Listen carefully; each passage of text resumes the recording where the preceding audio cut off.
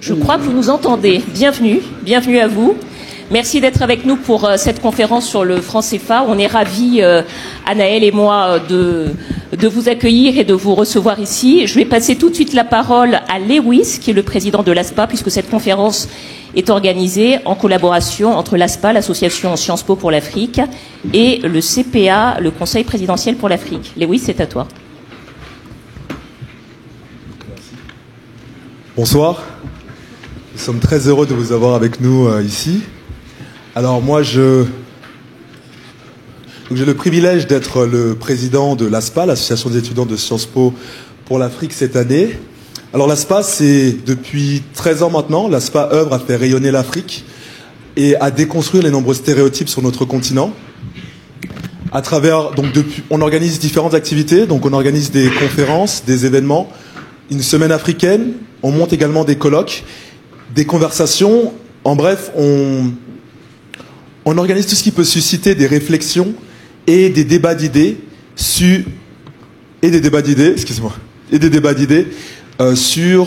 diverses problématiques et dynamiques du continent. L'idée pour nous, c'est vraiment de faire entendre les voix de la jeunesse africaine et de la diaspora. C'est cette idée qui a animé cette conférence que nous organisons ce soir, en partenariat avec les membres du Conseil présidentiel pour l'Afrique. Et pour ce faire, on a décidé d'inviter 3 intervenants qui nous inspirent par leur parcours et par leur expertise sur la question. Je vais être bref. Je vais laisser la parole au directeur du Conseil présidentiel pour l'Afrique, avec qui on a coordinateur, avec qui on a co-organisé cette conférence. Mais avant, je veux vous remercier pour votre présence ce soir. Je veux aussi remercier toute l'équipe qui a travaillé pour vous organiser cette conférence, qui a donné son maximum pour vous organiser cette conférence, parce que l'excellence est africaine. Wilfried, c'est à vous.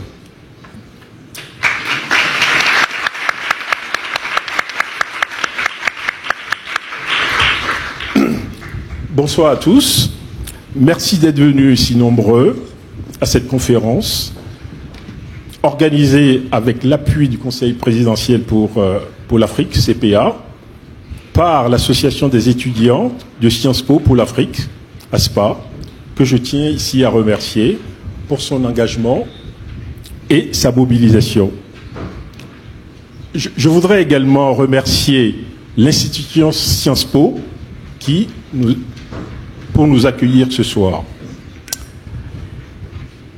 Si vous êtes venus si nombreux pour échanger avec nos panélistes, Rebecca Enochon, Kako Nubuko et Lionel Zinsou, que je salue et je remercie au passage, c'est bien la démonstration que le sujet du franc CFA suscite un intérêt fort et alimente d'une certaine manière le débat public sur les relations entre la France et une partie du continent africain qui partage cette monnaie unique.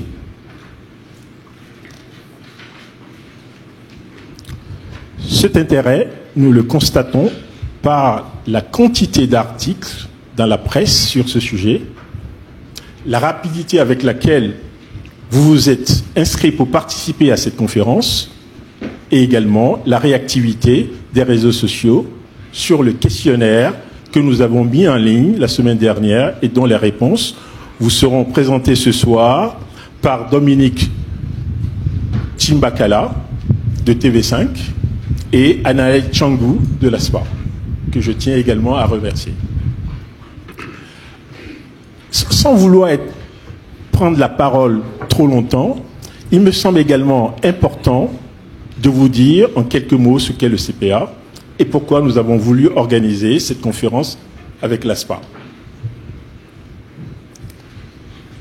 La feuille de route du CPA délivrée par le président Emmanuel Macron tient en 2 axes. Le premier, faire plus parler d'Afrique en France en allant à la rencontre de la population et de toutes les couches de la société. Et le deuxième axe, nourrir une réflexion renouvelée du partenariat avec le continent en plaçant en première ligne les sociétés civiles africaines et françaises. Pour cela, le CPA est constitué d'une douzaine de personnes.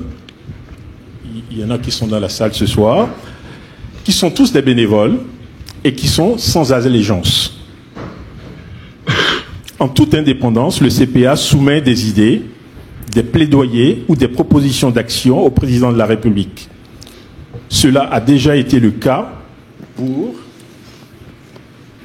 l'éducation, la culture, l'entrepreneuriat et récemment la santé avec la publication récente des carnets de santé. Pour ces deux raisons, le CPA ne pouvait faire l'économie d'un débat sur le franc CFA.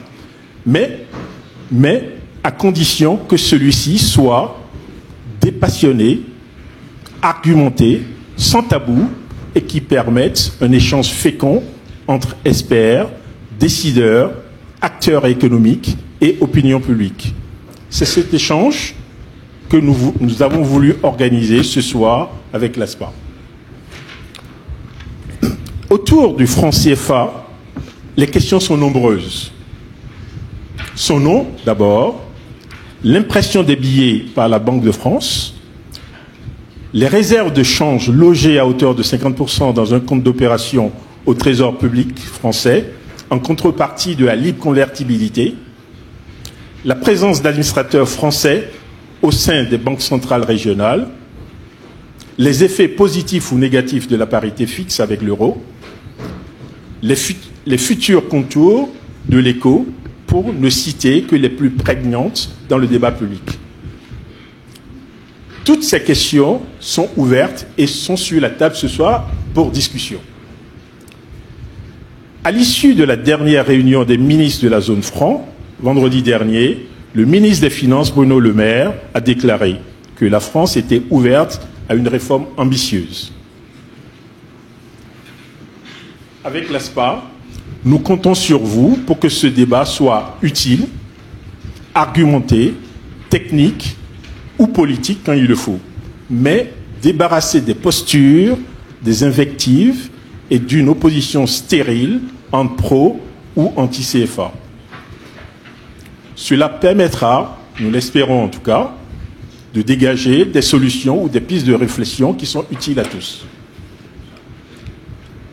J'en profite également, et je vais finir par là, pour remercier tous les journalistes présents dans la salle, et je vous souhaite un très bon débat.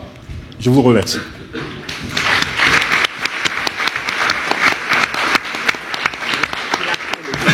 Merci Wilfried, je crois que vous avez à peu près tout dit sur le débat. Je vais être bref, je suis sûre que vous avez hâte d'entendre nos panélistes.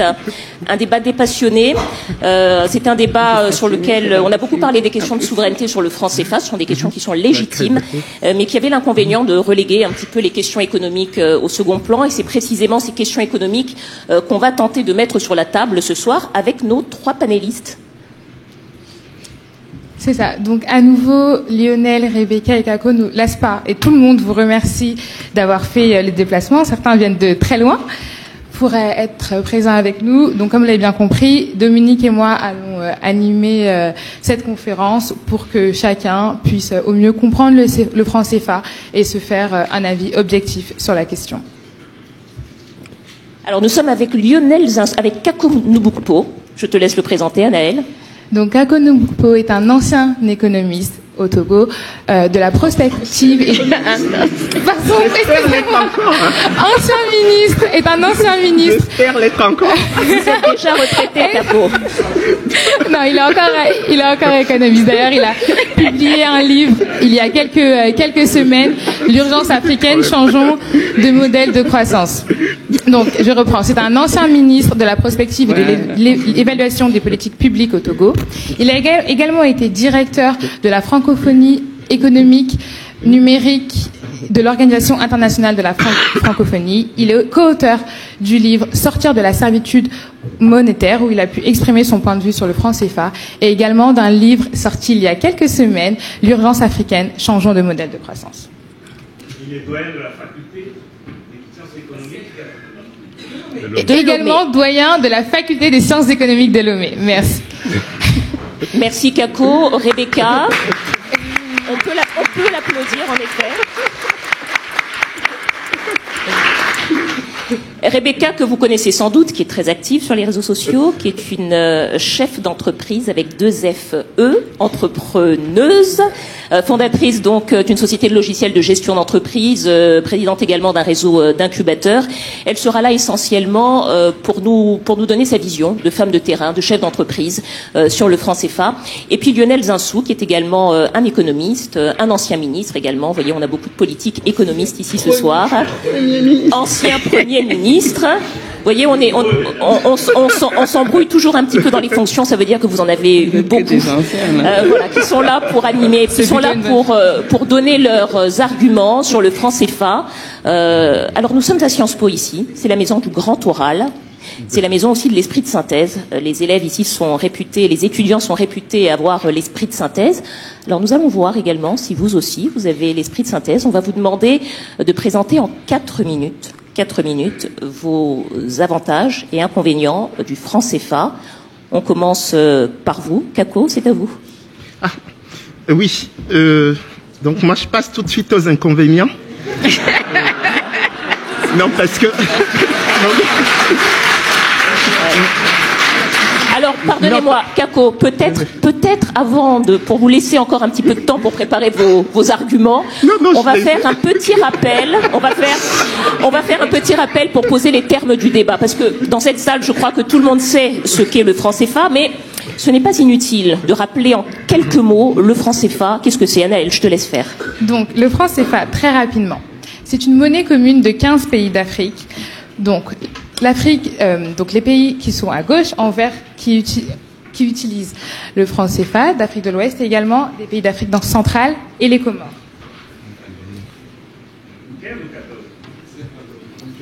En quelques mots, le système actuel du franc CFA a été créé en 1945.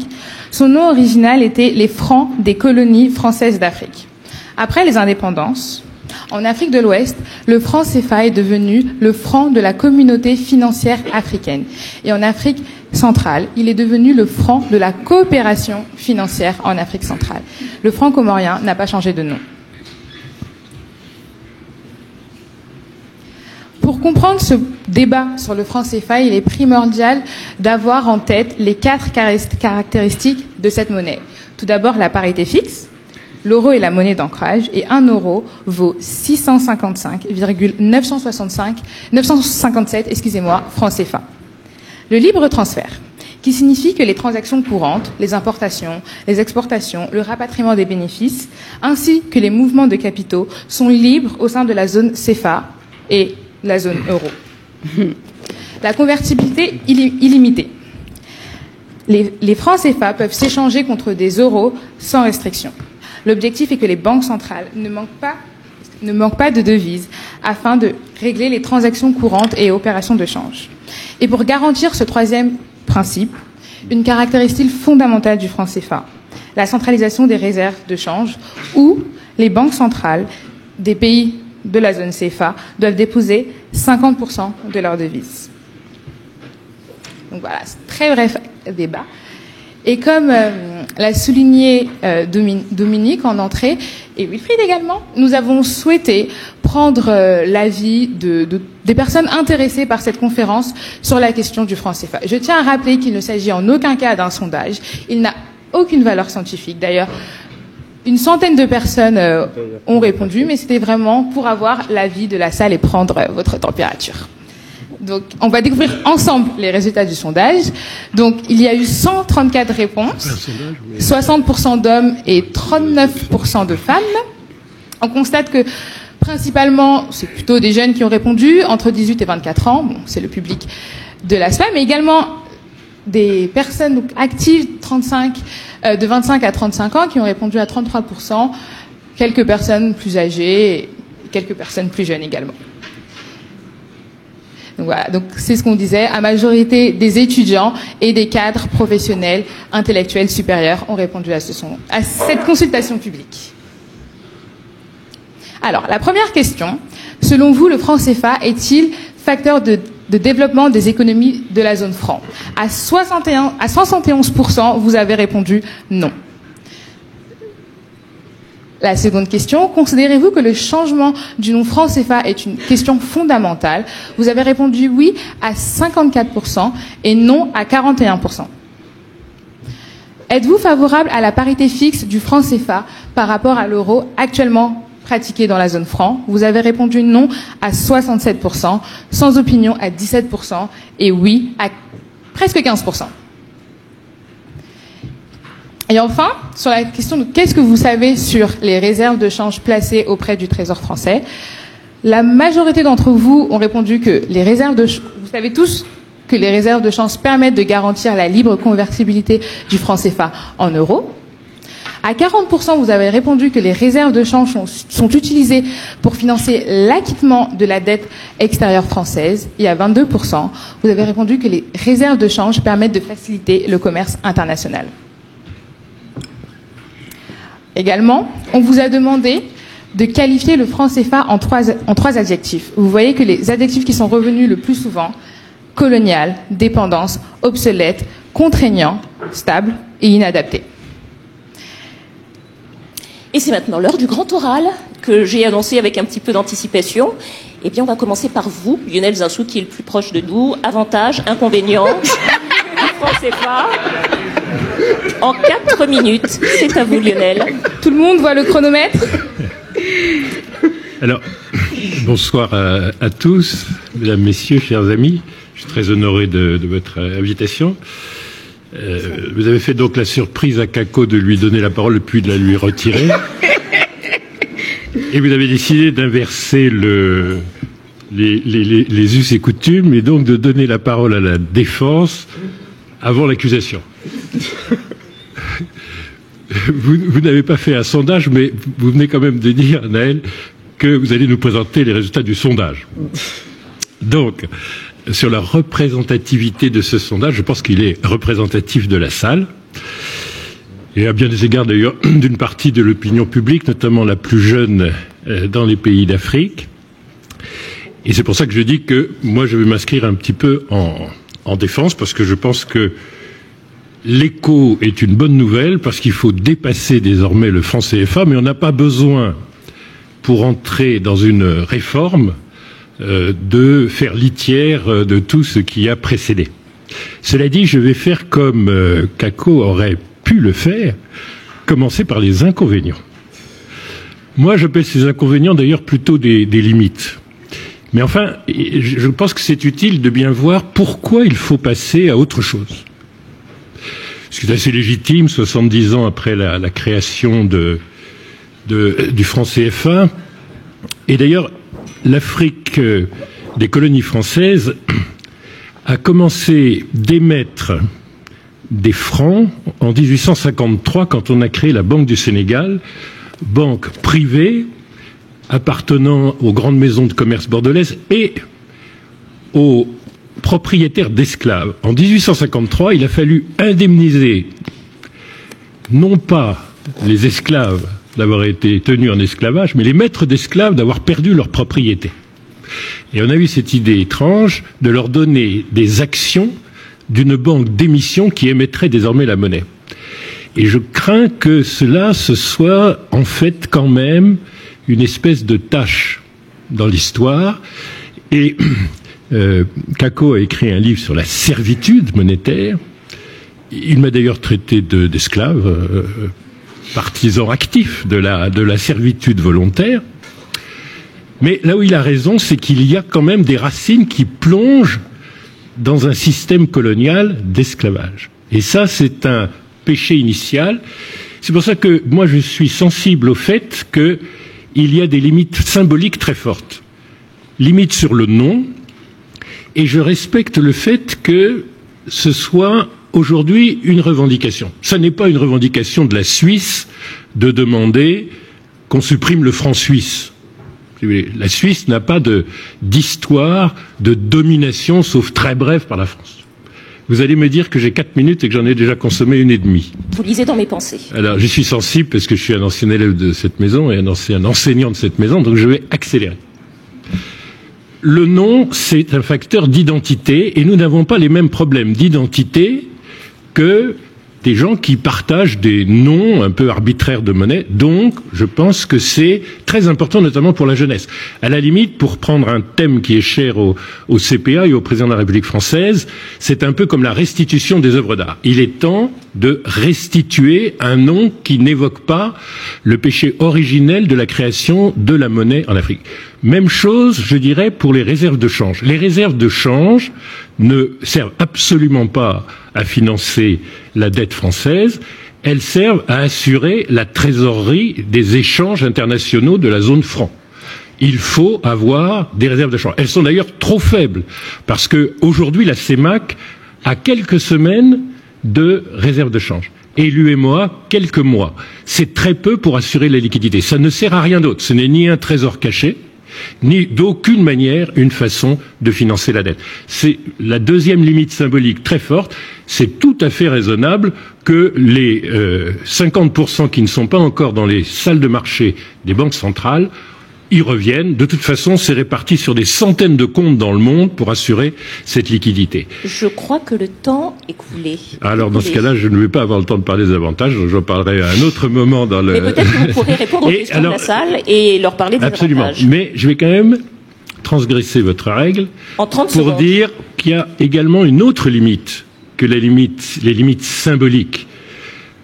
C'est la limite géographique et géopolitique. Une monnaie, ça doit évoluer en fonction de la géographie économique et de la géopolitique. Il n'y a plus de différence entre les pays anglophones et les pays francophones et les pays lusophones d'Afrique. Il n'y a aucune raison d'élever des barrières monétaires. Il faut les abattre comme les barrières douanières. Et quand vous avez le NERA qui perd 50%, comme ça lui est arrivé il y a 2 ans, le CEDI l'an dernier 28%, ça crée quelque chose qui est bien supérieur au droit de douane pour faire que l'intégration, les flux d'échanges dans notre économie soient de plus en plus le quotidien de nos économies et le principal levier de développement.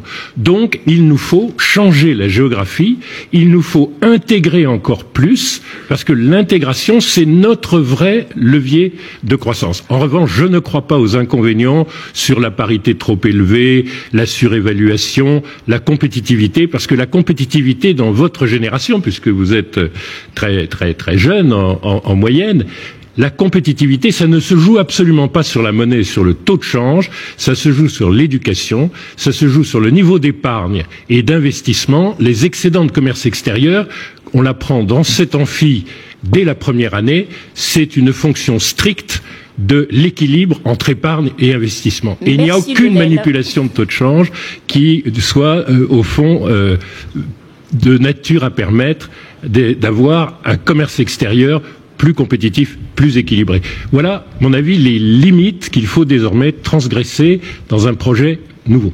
Rebecca, je crois que Lionel a un peu empiété sur votre temps, mais je vous donne la parole tout de suite et j'espère que vous serez plus synthétique que Lionel. C'est à vous.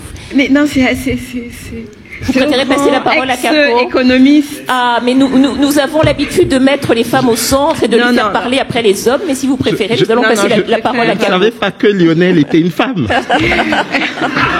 Et moi, je ne savais pas que Kako était un futur économiste. Oh. Ce débat sera animé ce soir. C'est à vous, Kako.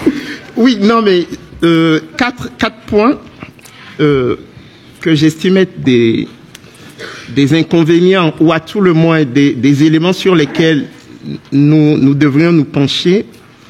C'est la part des échanges intracommunautaires dans la zone franc qui reste encore trop faible.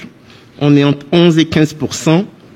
Pour vous donner un ordre de grandeur, dans la zone euro, on tourne autour de 60%. Okay. Donc là, il faut que je sois intellectuellement honnête.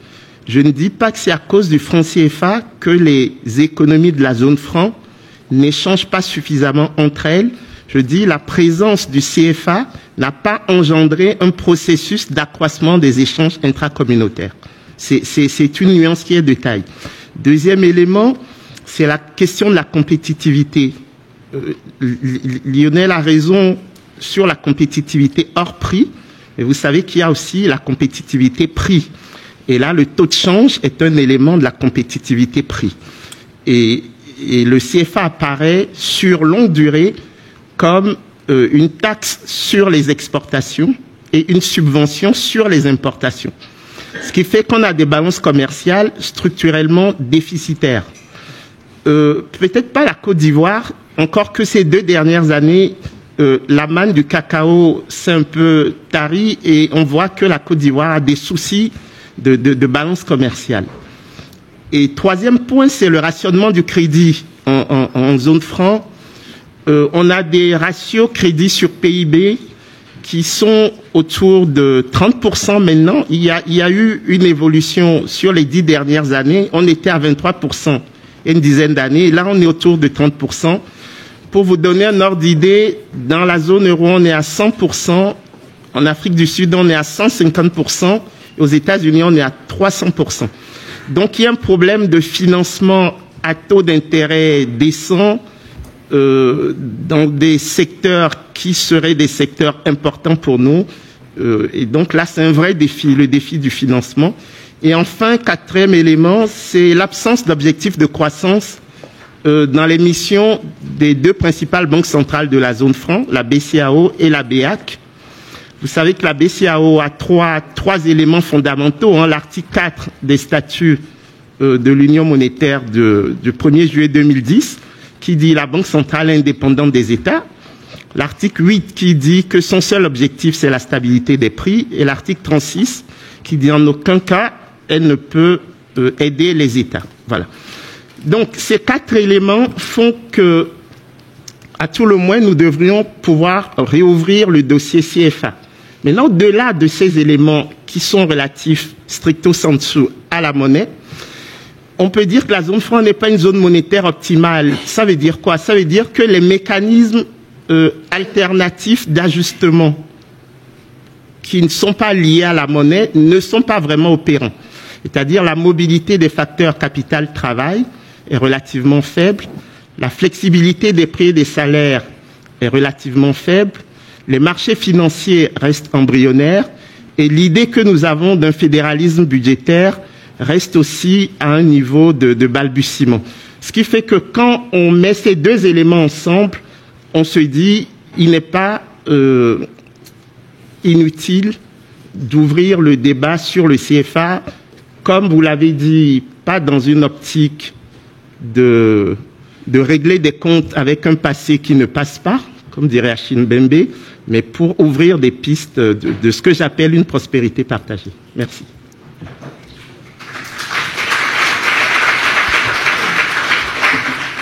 C'était en 4 minutes. Bravo. Rebecca, c'est à vous.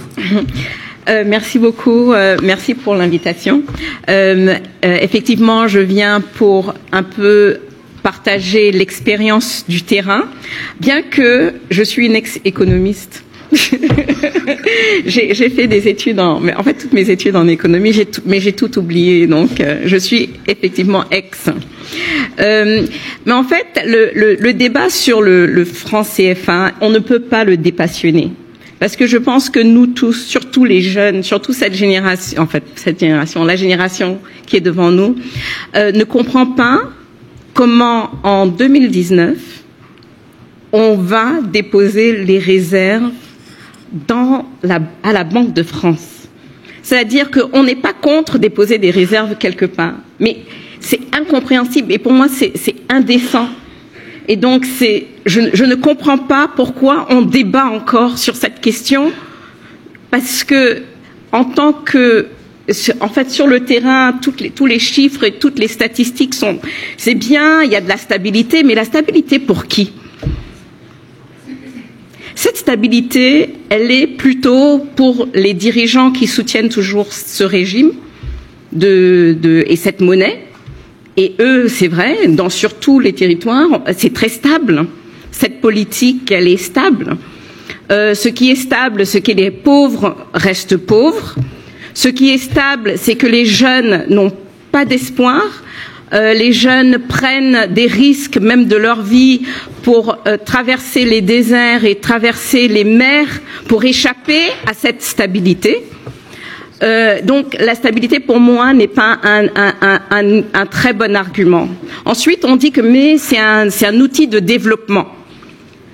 ça nous aide à développer nos économies, mais en fait, c'est un outil de développement. On développe qui? Parce que le plus grand utilisateur de devises étrangères, c'est pas moi l'entrepreneur. En dehors d'acheter parfois sur des liens, j'achète des noms de domaine, etc. J'ai pas le même besoin de devises. C'est l'État qui utilise les devises. Et l'État fait quoi avec ces devises? Les grands projets d'infrastructure, les sociétés qui sont choisies et désignées pour entreprendre ces grands projets ne sont pas des sociétés qui sont payées en CFA.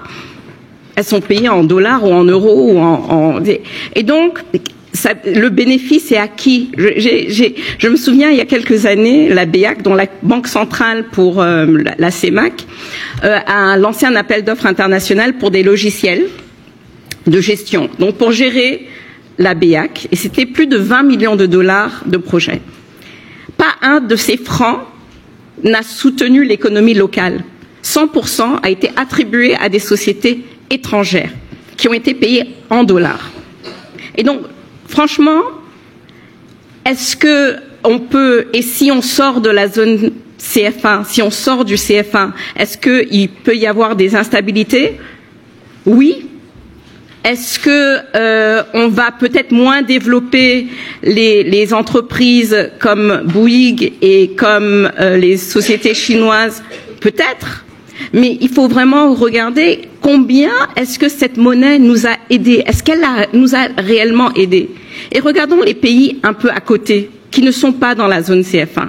Regardons le Rwanda, par exemple. Souffre beaucoup. Le Maroc souffre beaucoup. L'Algérie souffre beaucoup. En fait, c'est des pays qui, pour une raison ou pour l'autre, on en a parlé, Monsieur Zinzo a dit tout à l'heure, pour le Naira et le Cedi qui ont vraiment dévalué, mais regardons quand même leur économie par rapport à toutes celles, si on prend toute la zone CF1. Moi, j'aimerais être plus compétitive. Monsieur Zinzo a l'impression qu'on n'est pas plus compétitif lorsque on peut changer la monnaie. Moi, j'aimerais pouvoir vendre les services et les produits que nos entrepreneurs conçoivent à un moindre coût, parce qu'un ingénieur informatique à Douala coûte 3 fois, 4 fois le prix d'un ingénieur au Maroc. Et on ne peut pas être compétitif. Et donc, c'est mon premier mot. Merci, Pascal. Merci beaucoup, Rebecca.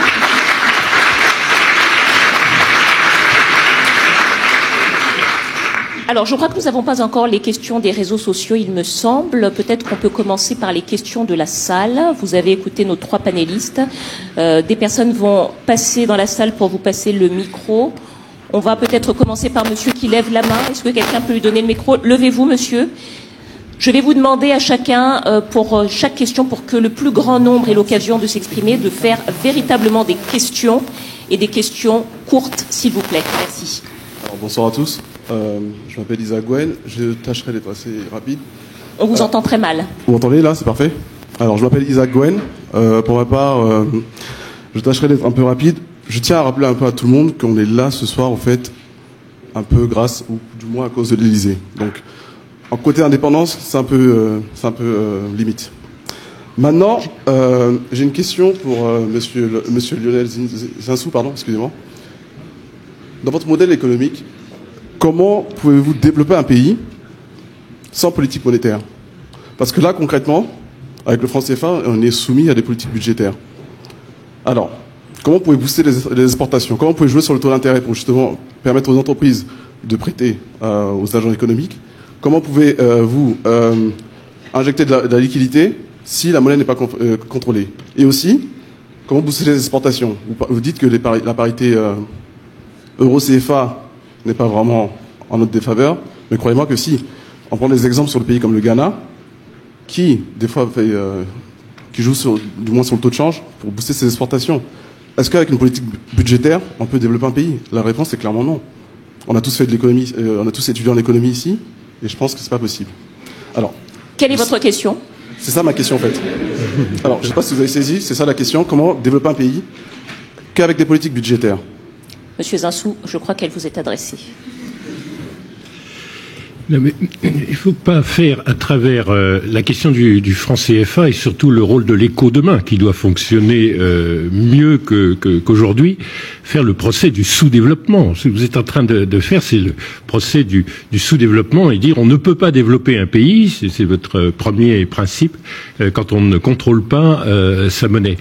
Le sous-développement a d'autres causes. La raison pour laquelle un ingénieur, Rebecca, je suis tout à fait de votre avis, il faut qu'on soit compétent dans le domaine de l'excellence en matière de sciences de l'ingénieur, mais on a un problème de marché du travail. On n'a pas assez d'ingénieurs par rapport à l'effort d'éducation dans ce domaine du Maroc. Ce ne sont pas des questions monétaires. Vous pouvez dévaluer des 2/3 le franc CFA, vous ne créerez pas plus d'ingénieurs au Cameroun. Et c'est la même chose en ce qui concerne les contraintes des politiques publiques. Nous avons des contraintes budgétaires, non pas parce que nous avons le franc CFA, mais parce qu'on ne lève pas l'impôt. En Afrique subsaharienne en général, et notamment dans la zone franc, on lève entre 15 et 20% du PIB pour assurer le budget de l'État, les recettes publiques.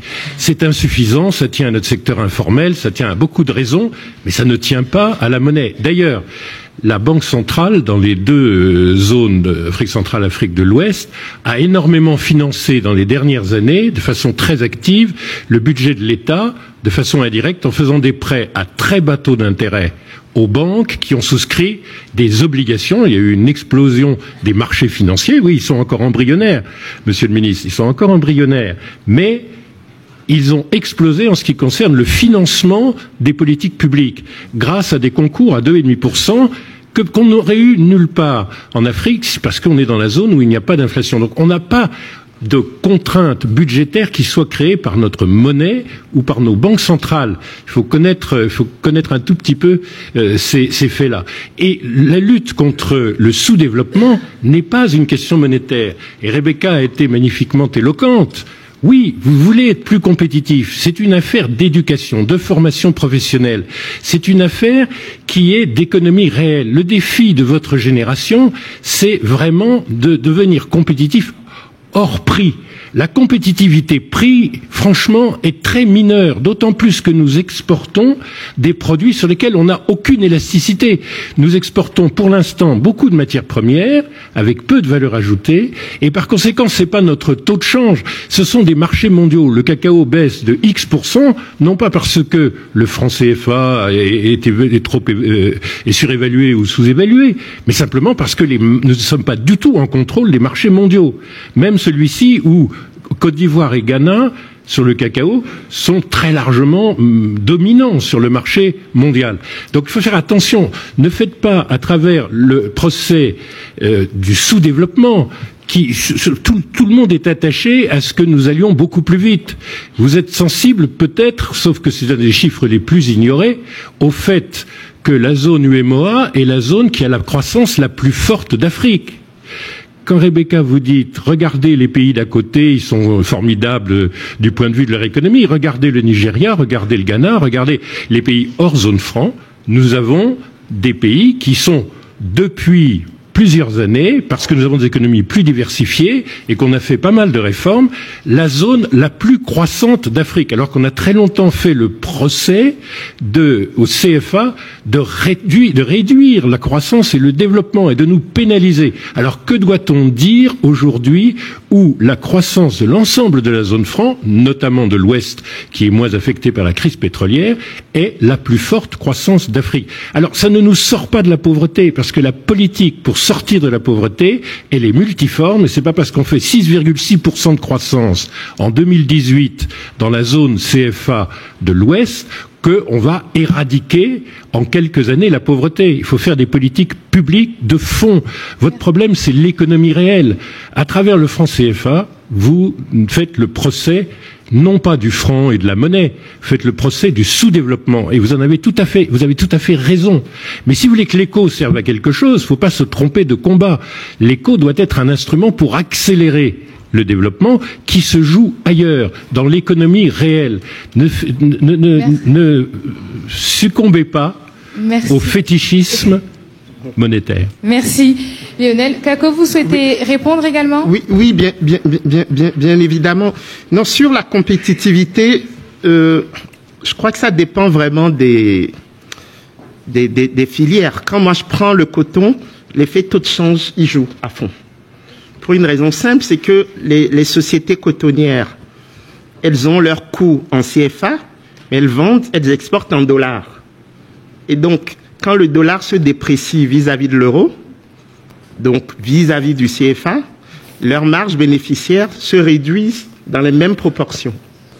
Et donc, ce n'est peut-être pas valable pour le cacao parce qu'il y a un monopole relatif, Côte d'Ivoire, Ghana, mais là où vous êtes en compétition et là où le dollar joue ce rôle, vous voyez que les sociétés cotonnières ont de vrais problèmes de compétitivité prix, ce qui fait que les travaux que nous avons effectués, moi j'ai comparé les 3 filières, Brésil, États-Unis et Mali. Sur la productivité physique, le Mali était devant pour certaines conditions agroécologiques qui font que c'est une bonne zone de production du coton. Mais les 3 filières, la plus compétitive était celle du Brésil, justement parce qu'il y avait une manipulation du réal qu'on ne pouvait pas avoir avec le CFA qui est en taux de change fixe avec l'euro. Donc c'était juste pour nuancer l'effet de compétitivité, taux de change. Mais monsieur l'économiste, l'euro, il s'est dévalué par rapport au dollar. Que ça ne soit pas peut-être dévalué.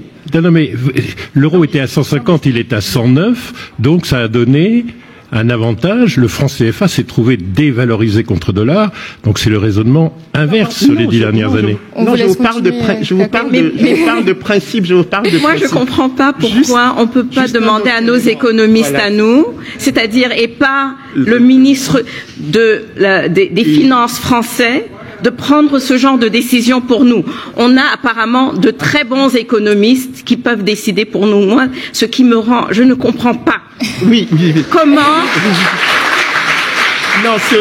tout à l'heure dans l'introduction, il a dit que Monsieur le maire est ouvert à une réforme ambitieuse. Mais lui, quoi dedans? Alors, s'il vous plaît. On va prendre d'autres questions dans la salle.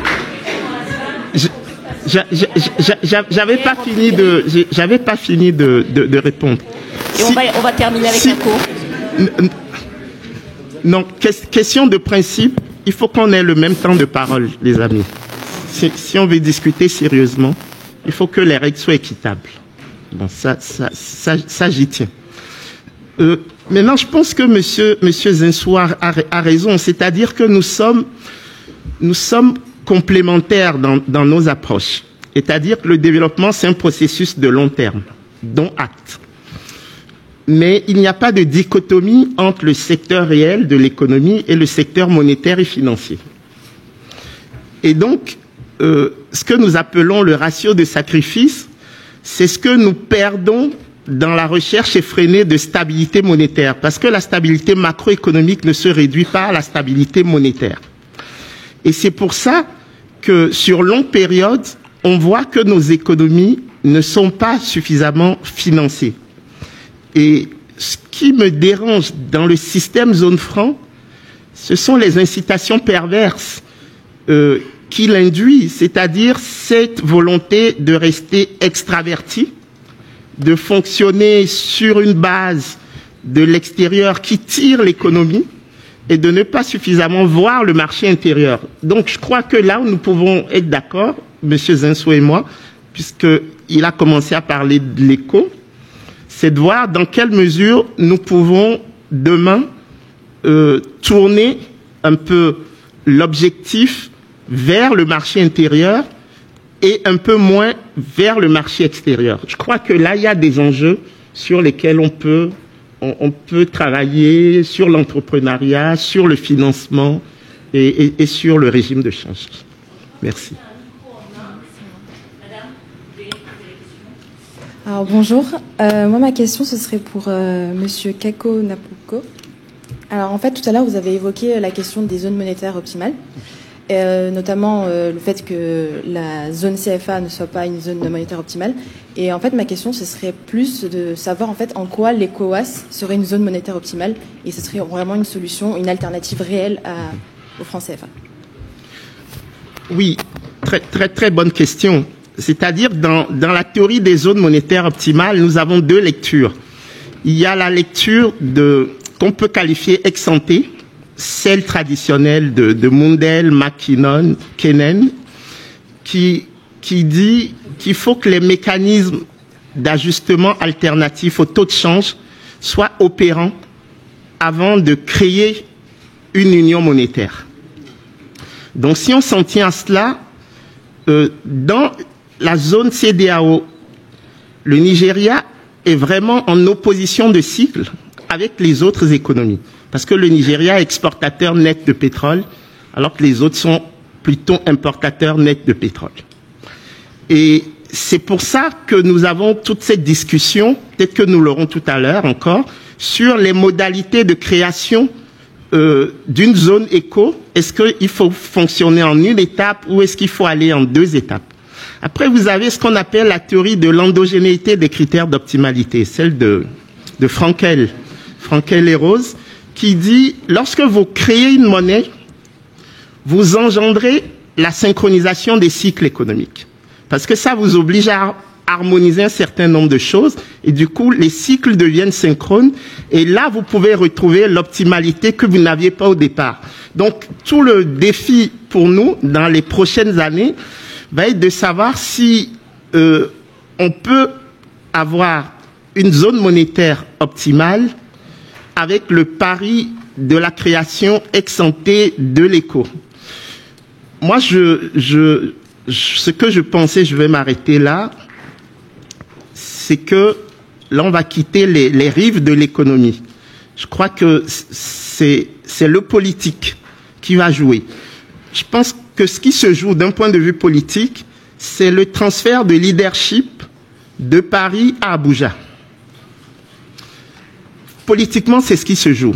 Est-ce que les chefs d'État francophones qui sont dans la zone franc vont accepter d'assumer une sorte, je n'ose plus dire servitude, parce que quand on parle de servitude, entre guillemets, vis-à-vis des Blancs, c'est d'emblée, ça interpelle. Mais est-ce qu'ils vont accepter ce leadership du Nigeria? Je vous donne deux chiffres qui sont parlants. Le Nigeria, c'est 3/4 du PIB de l'Afrique de l'Ouest. 3/4 du PIB, 52% de la population. Les réserves de change du Nigeria font 2,5 fois l'ensemble des réserves de change de tous les autres pays de la CEDEAO. Et la productivité du travail au Nigeria est 2 fois supérieure à celle de toutes les autres économies. La productivité de l'agriculture du Nigeria est 4 fois supérieure à celle des autres économies. Et la productivité de l'industrie du Nigeria est 3 fois supérieure à celle des autres économies. Donc voilà ce qui va se jouer concrètement. Ça veut dire que si le Nigeria n'assume pas son rôle de leader et donc de prêteur en dernier ressort, le système ne pourra pas fonctionner. Merci. Juste un bref commentaire sur la réponse de Kako. Il a raison de dire que nous sommes absolument d'accord sur les sujets de financement. L'Afrique est sous-financée, le secteur privé est sous-financé, les entreprises n'obtiennent ni le crédit nécessaire en fonds de roulement, ni le crédit nécessaire en investissement, et les ménages ne peuvent pas s'endetter dans l'ensemble de l'Afrique subsaharienne pour le premier emploi dans toutes les ressources des banques du monde, qui est d'assurer son logement. Et les 30% de crédit par rapport au PIB, c'est-à-dire le quart de la moyenne mondiale, enfin la moyenne des pays avancés et émergents, c'est insupportable. Et pendant ce temps, on nous tient des discours sur la dette publique. Oui, pourquoi est-ce qu'il y a une dette publique qui augmente? Parce qu'il n'y a pas assez de crédit privé. Et moi, je crois que une des limites du franc CFA, c'est pas un inconvénient, mais c'est sûrement une limite, c'est d'avoir mis trop l'accent, comme Kako, je crois, le dit très bien, sur une espèce d'orthodoxie monétaire Alors que dans le rôle des banques centrales, il est très important de faire en sorte que le crédit soit facilité, que les taux, même si nous avons les taux en zone franc les plus bas d'Afrique, mais que les taux d'intérêt soient beaucoup plus compétitifs. Et ça, c'est un rôle fondamental des autorités monétaires, qui n'a rien à voir avec la parité ou des choses comme ça, mais qui est un rôle fondamental des autorités monétaires. Il faut partir de là. Si vous sortez de cette salle en vous disant maintenant, ma génération doit s'occuper de faire que l'Afrique soit financée convenablement et non pas au tiers du reste du monde, je pense que, entre les les futurs et les anciens économistes, on aura réussi à planter une semence là qui est très, très importante. Et le fait que le Nigeria soit hétérogène, je pense qu'il ne faut pas le présenter comme un épouvantail, parce qu'il y a une dynamique dans l'UEMOA, dans la CEMAC, il y a de plus en plus de convergence, objectivement mieux réussi dans l'UEMOA. Il y a des politiques de convergence. Rebecca, vous savez, c'est pas Monsieur le maire, c'est pas en France que va se décider le changement de monnaie dans la zone franc. Vous lisez les traités, c'est la conférence des chefs d'État, point, qui est totalement souveraine pour accueillir un autre pays, pour changer les règles, totalement souveraine. Ça ne se passera pas à Paris. On fait le premier débat à Sciences Po, mais ça ne se passera pas à Paris. Et à Kako, je veux dire, c'est pas passer de la servitude de Paris à la servitude d'Abuja. Il y a une dynamique. Je vous assure, nous qui sommes béninois, alors vous n'êtes pas très loin, je vous le concède. Nous qui sommes béninois, nous sommes payés pour savoir que c'est la même économie entre le Nigeria et le Bénin et le Togo. Il se trouve qu'il y a des économies d'échelle absolument considérables, mais vous avez la même dynamique agricole, vous avez la même dynamique tertiaire, et heureusement le poids du pétrole dans l'économie ne représente plus que 18% du PIB. Malheureusement, c'est 90% des recettes d'exportation. Malheureusement, c'est 80% des recettes du trésor public. Et c'est ça qu'il faut faire diminuer, parce que vous avez tout à fait raison de dire, le NERA est à contre-cycle du CFA. Quand le pétrole monte, nos économies, à vous, à moi, à Rebecca, vont mieux. Quand le pétrole baisse, nous allons mieux. Et le NERA s'effondre. Et donc ça serait gênant d'avoir une pétromonnaie qui, si on ne prend pas des précautions graduelles pour faire converger le Nigeria, ferait qu'on aurait une double peine. Et chaque fois qu'on aurait un petit avantage de baisse d'une matière première essentielle, on le perdrait parce que la monnaie monte et vice-versa.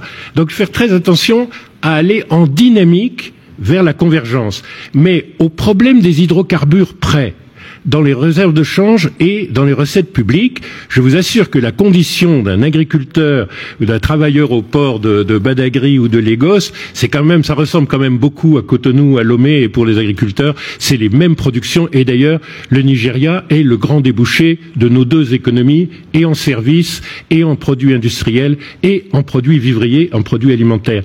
Donc, faites confiance à une dynamique de convergence qui est déjà là. Il y a une anomalie pétrolière qui, petit à petit, se normalise au Nigeria. Mais franchement, tous les indicateurs de productivité que vous donnez sont des indicateurs beaucoup liés à l'économie d'échelle. Si on n'est pas 10 millions comme notre pays, 8 millions comme le vôtre, 7 millions comme le vôtre, mais si on est 400 millions, on aura tous les effets d'échelle pour l'ensemble de la zone. Et vous avez raison de dire, la création d'une zone optimale, ex post, c'est cette dynamique qui s'engage parce qu'on a créé cette zone. Si vous voulez, si l'UEMOA est la zone la plus croissante d'Afrique, c'est parce qu'elle fait des progrès très importants d'intégration et de dynamique.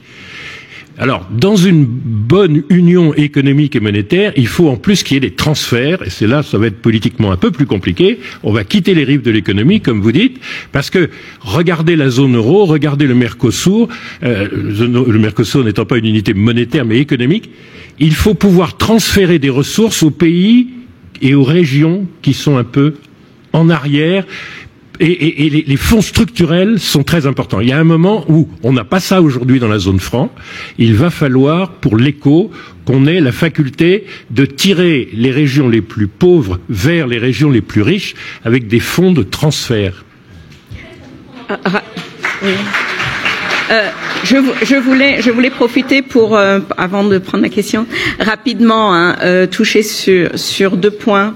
Le premier, c'est que j'ai l'impression qu'on a déjà, c'est entre Abuja et Paris. Et à un moment donné, j'aimerais bien qu'on nous demande, nous qui sommes déjà dans la zone CFA, ce que nous on veut, et qu'on ne soit pas soumis soit à Paris, soit à Abuja. Et j'ai cette idée que ça ne se décide pas à Paris, mais elle est complètement fausse. Je veux vous dire, peut-être que ce n'est pas décidé à Paris, mais c'est décidé par Paris. Parce que je me souviens, la réunion des chefs d'État, il y avait une réunion, en fait, j'oublierai jamais parce que j'étais en voyage et j'ai croisé à l'aéroport Madame Lagarde et le ministre français des Finances et ils étaient en train d'aller à Yaoundé. Et moi, je savais pas pourquoi ils allaient à Yaoundé. Et c'est après, en fait, moi, j'étais encore en France quand je découvre que, en fait, ils avaient une réunion avec les chefs d'État pour décider est-ce qu'on va dévaluer le franc CFA. Mais qu'est-ce qu'il faisait là, le ministre français? Et qu'est-ce qu'elle faisait là, Madame Lagarde? On a des talents incroyables d'économistes africains. Je ne sais pas si on a besoin d'expertise. Elle n'a pas besoin elle n'a pas besoin de venir de la France. Et je vais vous dire que peut-être que dans votre milieu, vous avez l'impression que nous, on a un choix et que c'est nos dirigeants qui choisissent. Mais je veux vous dire que c'est non. J'ai dire que la cotation, le quote de Monsieur le maire qui a été lu tout à l'heure a été très clair. On est ouvert. C'est-à-dire, c'est nous, on va décider, mais on est ouvert. Je trouve que déjà, dans le langage même qui est tenu, c'est on va décider, on va être gentil avec vous et on va demander votre contribution à cette décision et on est ouvert. Mais ça veut dire quoi? Ça ne veut pas dire débrouillez-vous, choisissez, faites un choix, on est d'accord ou on n'est pas d'accord. Pourquoi ils sont impliqués dans ces décisions? Ça me choque, moi je ne sais pas, ça me choque. Écoutez, Rebecca, vous êtes écorchée vive. Et c'est très bien comme ça. C'est très bien comme ça. C'est très important. Non, votre parole est très très importante. Mais il se trouve que on émet de l'euro à raison de traités qui ont été passés avec diverses parties prenantes. On a adhéré au Fonds monétaire international et c'est lui qui est chargé de corriger les problèmes de balance des paiements. Et il se trouve qu'on émet de l'euro avec une garantie française. Il y a un moment où si on s'en va, il faut quand même le leur dire. Il y a un moment où si on dit « je n'ai pas envie du Fonds monétaire », comme l'a fait le président du Ghana, il faut quand même le leur dire. C'est pour ça que Madame Lagarde allait à Yaoundé. Et le ministre des Finances français? Non mais votre idée que être ouvert, c'est de la condescendance, si vous voulez. Bah oui. Et ça, c'est votre côté écorché vif. Et encore une fois, je vous en donne acte. Je l'assume. Vous l'assumez, et en plus, moi, je suis ravi que vous soyez dans cet état d'esprit. Mais je vous explique quand même juste pourquoi. On est obligé de dire, on s'en va, on ne veut plus de vous. Alors, est-ce qu'on a la volonté politique de le faire? Je ne sais pas, mais on est obligé de le faire. Donc, Monsieur le maire a dit, faites les réformes que vous voulez, on est ouvert, c'est-à-dire on ne fera pas obstacle. Mais il faut quand même leur en parler, si vous voulez. Ça résulte des traités et du réalisme. Maintenant, il y a un combat pour votre génération, ce serait de faire que le patron du Fonds monétaire international un jour soit africain plutôt qu'européen, parce que au fond c'est surtout en Afrique qu'intervient le Fonds monétaire international. Mais ça c'est pour les gens qui sont sur les bancs de le devenir. Je crois que même Kako, qui est très jeune, ne le verra pas pendant sa carrière d'ex-économiste. Tellement.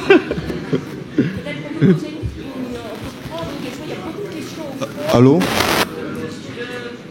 Il a le micro déjà. Bonjour, je me nomme Oyono NS, camerounais, étudiant à Sciences Po. En fait, j'ai un peu une question pour les économistes. Monsieur Kakou, j'ai acheté votre livre, très intéressant, je l'ai lu. Et en fait, c'est sur la zone de libre-échange intercontinental. Bon, j'ai un peu vos positions, mais j'aimerais avoir celle de Sinsou. Kako, lui, il est catégorique. En fait, il affirme que la ZLEC ne résoudra en rien les problèmes économiques du continent. Et j'aimerais avoir vos avis, monsieur Lionel Sinsou. Est-ce que je peux dire ce que je pense en quelques secondes? Ouais, d'accord. Non, j'ai dit 3 choses. La première, c'est que la constitution d'une zone de libre-échange continentale renvoie à l'idée d'une intégration africaine portée par les pères des indépendances africaines, le fameux groupe de Casablanca. Ok. Bon. Donc en cela, c'est une très bonne chose. Après, je fais mienne les déclarations de Carlos Lopez qui dit « Les Africains sont habitués à célébrer des promesses, il serait temps qu'ils célèbrent des réalisations. » Donc sur cette base, moi je dis 2 choses.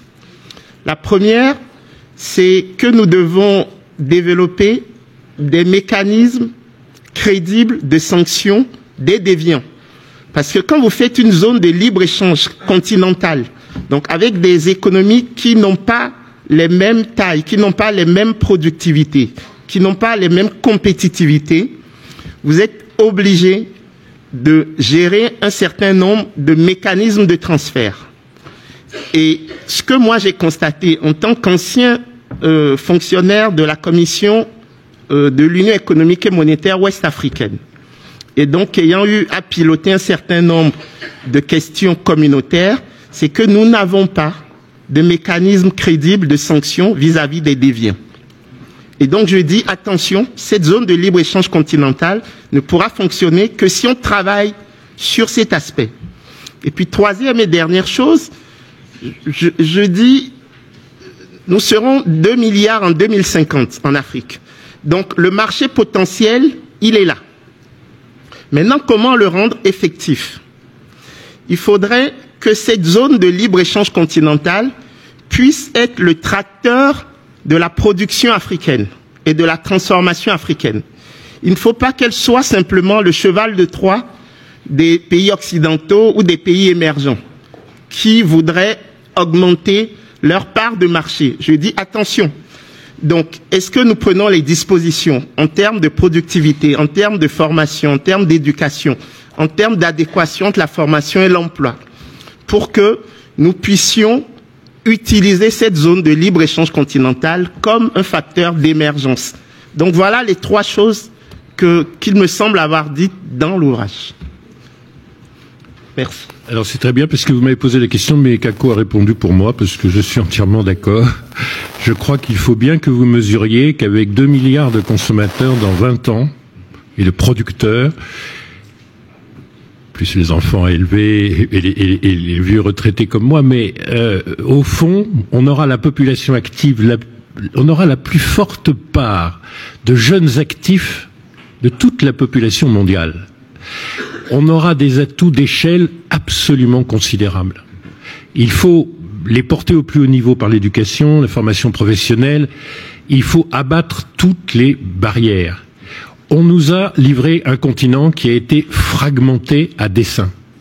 C'est le même combat de faire l'écho en élargissant le plus possible à l'Afrique anglophone, lusophone, ce qui a été fait dans le franc CFA, ou bien, si on regarde de l'autre côté, en intégrant vers nos amis anglophones ce qui vient de la zone CFA, en tout cas en intégrant, c'est le même combat. Que vous construisiez demain l'éco pour éviter ces barrières bien pires que les barrières douanières et que vous fassiez aussi tomber les barrières douanières. C'est de façon à avoir le plus grand marché unique au monde. On réexistera on recommencera à compter véritablement dans l'économie mondiale.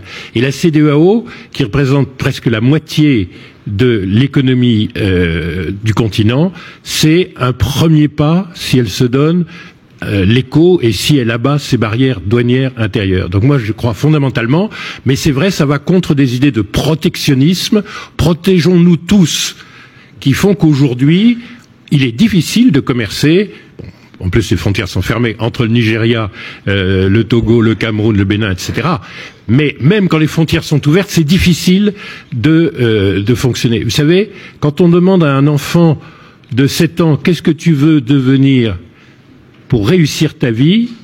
Je crois que nous sommes, au Togo, au Bénin, probablement au Nigeria, parmi les seuls pays au monde où les enfants répondent « Je veux être douanier ».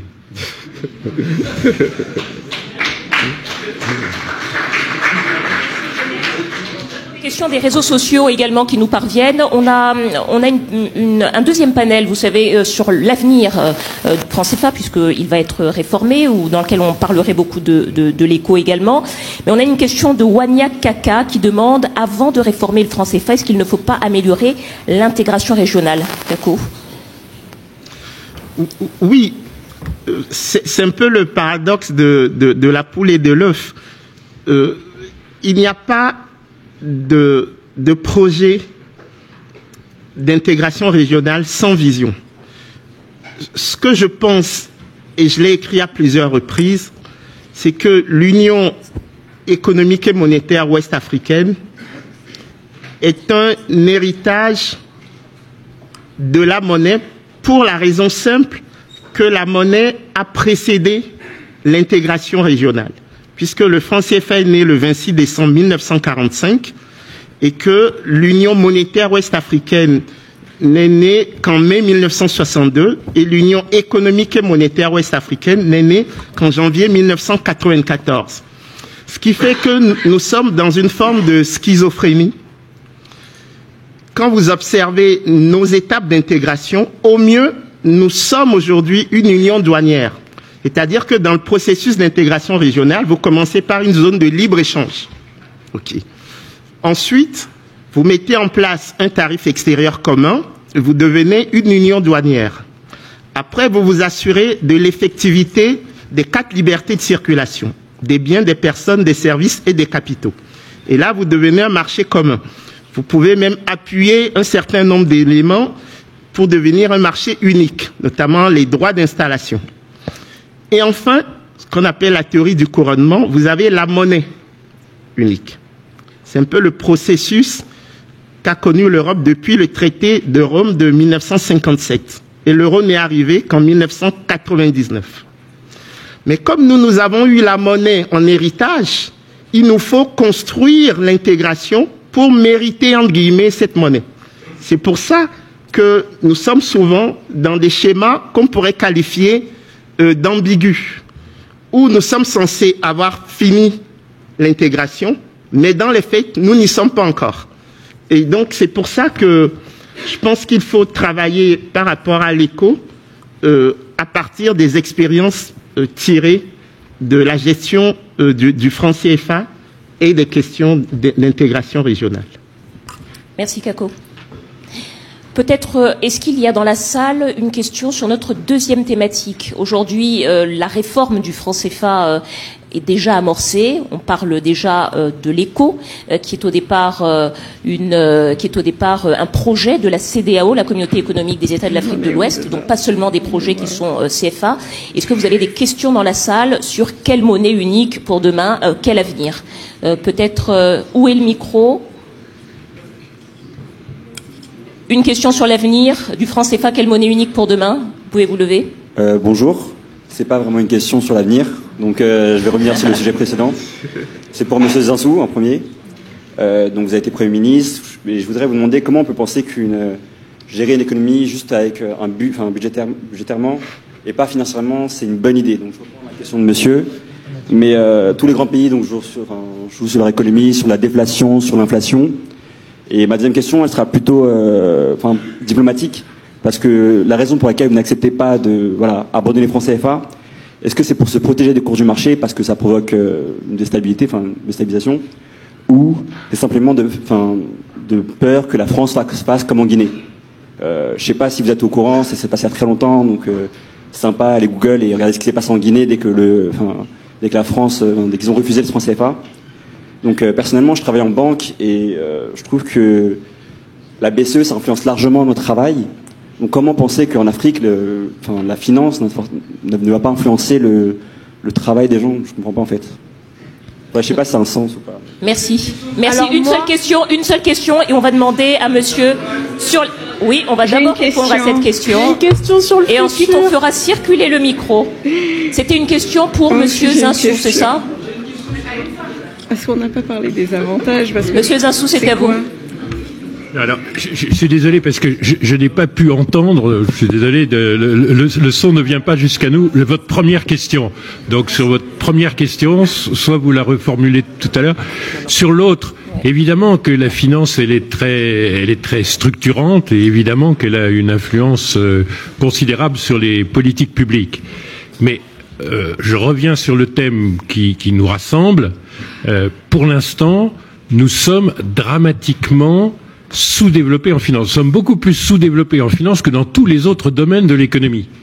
Notre problème, c'est pas que la finance va nous envahir, c'est que aujourd'hui, il faut qu'on travaille sérieusement comme instrument d'intégration entre nos pays, mais surtout comme instrument contre le chômage et la pauvreté. Il faut qu'on finance. On ne finance pas nos agriculteurs. Si vous voulez, on fait des progrès agricoles sans eau, sans électricité et sans crédit agricole. Mais c'est impossible. Et pourtant, on fait des progrès. C'est dire la force de volonté dans l'économie réelle des travailleurs dans notre pays. Mais la finance, pour l'instant, elle ne nous menace pas, si vous voulez, d'avoir une influence trop grande. Elle est encore, les marchés financiers, les assureurs, les banquiers sont encore le quart de ce qu'il devrait être pour qu'on ait une vraie dynamique. Et c'est vrai qu'en Afrique du Sud et au Maghreb, on est dans une situation beaucoup plus avancée et probablement avec des résultats qualitatifs qui sont meilleurs. Ça, c'est vraiment quelque chose de très important pour votre génération. Je suis désolé pour la première question parce que je ne l'ai pas physiquement entendue. Alors, est-ce que le micro peut passer devant? Je crois qu'il y avait des questions sur l'avenir de la monnaie unique. Levez-vous, monsieur, on va vous faire passer le micro. Vous aurez le micro ensuite. J'ai une question sur l'avenir. Je m'appelle Modibo. Ma question est pourquoi vous n'êtes pas en colère? Pourquoi vous n'avez pas la rage? Tout à l'heure, vous avez dit en 2050, on sera 2 milliards en Afrique. Sur le plan de l'économie, sur le plan éducatif, sur le plan politique, sur tous les plans, nous sommes en retard. Et aujourd'hui, j'ai envie de dire, vous êtes économiste, mais les grands économistes aujourd'hui, qui sont en France, qui sont aux États-Unis, ils sont en train de diriger le monde. Pendant que vous faites des conférences sur le franc CFA, il a fallu que la jeunesse, non, n'applaudissez pas, il a fallu que la jeunesse descende dans les rues pour dire qu'on ne fait pas de ce franc CFA. Et pendant que vous êtes intellectuel, vous êtes là, vous écrivez des livres, vous faites des conférences, mais je ne ressens pas cette rage, je ne ressens pas cette colère. Et ça, c'est quelque chose qui est assez problématique. La France a décidé d'augmenter les frais de scolarité pour les étudiants étrangers. Et ça, oui, tout est lié. Et s'il vous plaît, je vais vous demander une question. La question est pourquoi vous n'avez pas la rage? Pourquoi vous n'êtes pas en colère? On a la rage.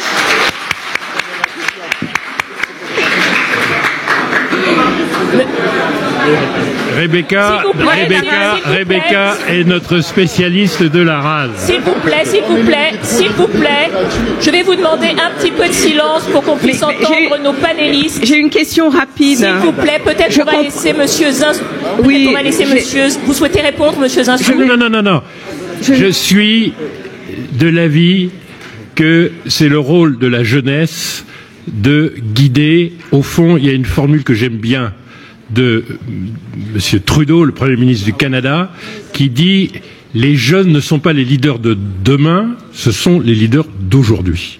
Et donc, c'est très important sur le plan de la démocratie, et c'est là qu'on voit le plus les jeunes, comme sur le plan de la souveraineté monétaire, que les jeunes soient en colère et dans la rage. Donc, nous avons délégué la fonction d'être enragé à Rebecca, qui va être beaucoup plus éloquente que moi pour vous dire c'est important que l'Afrique soit en rébellion. C'est absolument vrai, parce que sinon on ne peut pas innover, on ne peut pas progresser.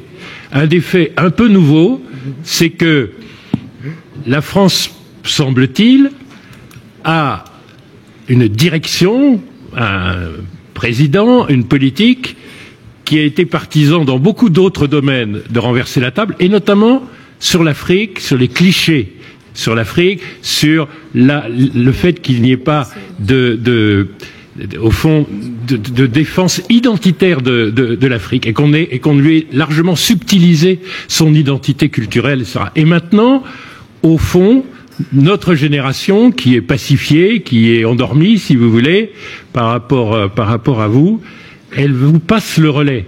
Vous devez être en colère parce que l'Afrique ne peut pas rester dans l'état où elle est, même si elle progresse beaucoup plus vite. On progresse depuis 10 ans 4 fois plus vite que l'Union européenne. Mais ça ne suffira pas. Ça ne suffira pas. Donc, moi, j'approuve votre colère. Alors après, je dois faire un petit effort pour faire comme Rebecca, c'est-à-dire être éloquent dans la rage. J'ai une question rapide. Moi, je comprends pas. Toujours pas. J'ai lu plein de livres aussi, hein, pas le vôtre encore, mais je comprends pas l'avantage, parce qu'on n'a pas parlé des avantages. Vous n'avez pas pu le faire. Pourquoi on met l'argent, les réserves dans la Banque de France? Pourquoi on ne peut pas mettre dans une de nos banques centrales? On veut bien faire des réserves, mais je ne comprends pas l'avantage de ça. Question. Non, il n'y a pas d'avantage. C'est une des réformes d'évidence parce que les réserves de change, ça sert à payer les importations. Point. À faire en sorte qu'il y ait la liquidité des échanges. Point. Ça sert à rien d'autre. Ça n'est pas un trésor qu'on pourrait consacrer à autre chose, à investir. Il y a quelques semaines de réserves pour payer nos importations. Ça peut parfaitement être comme les autres 50% dans les livres et les salles de marché des banques centrales. De toute façon, c'est réparti dans des centaines et des milliers de comptes en banque, partout où tous nos États doivent faire des paiements. Mais on a la signature ou c'est la Banque de France? Non, mais bien sûr, je vous assure que lisez les traités, la conférence des présidents, des chefs d'État est souveraine sur les dossiers de taux d'intérêt, sur les dossiers de réserves de change. Les réserves de change, c'est quelque chose de mécanique, il n'y a plus aucune raison.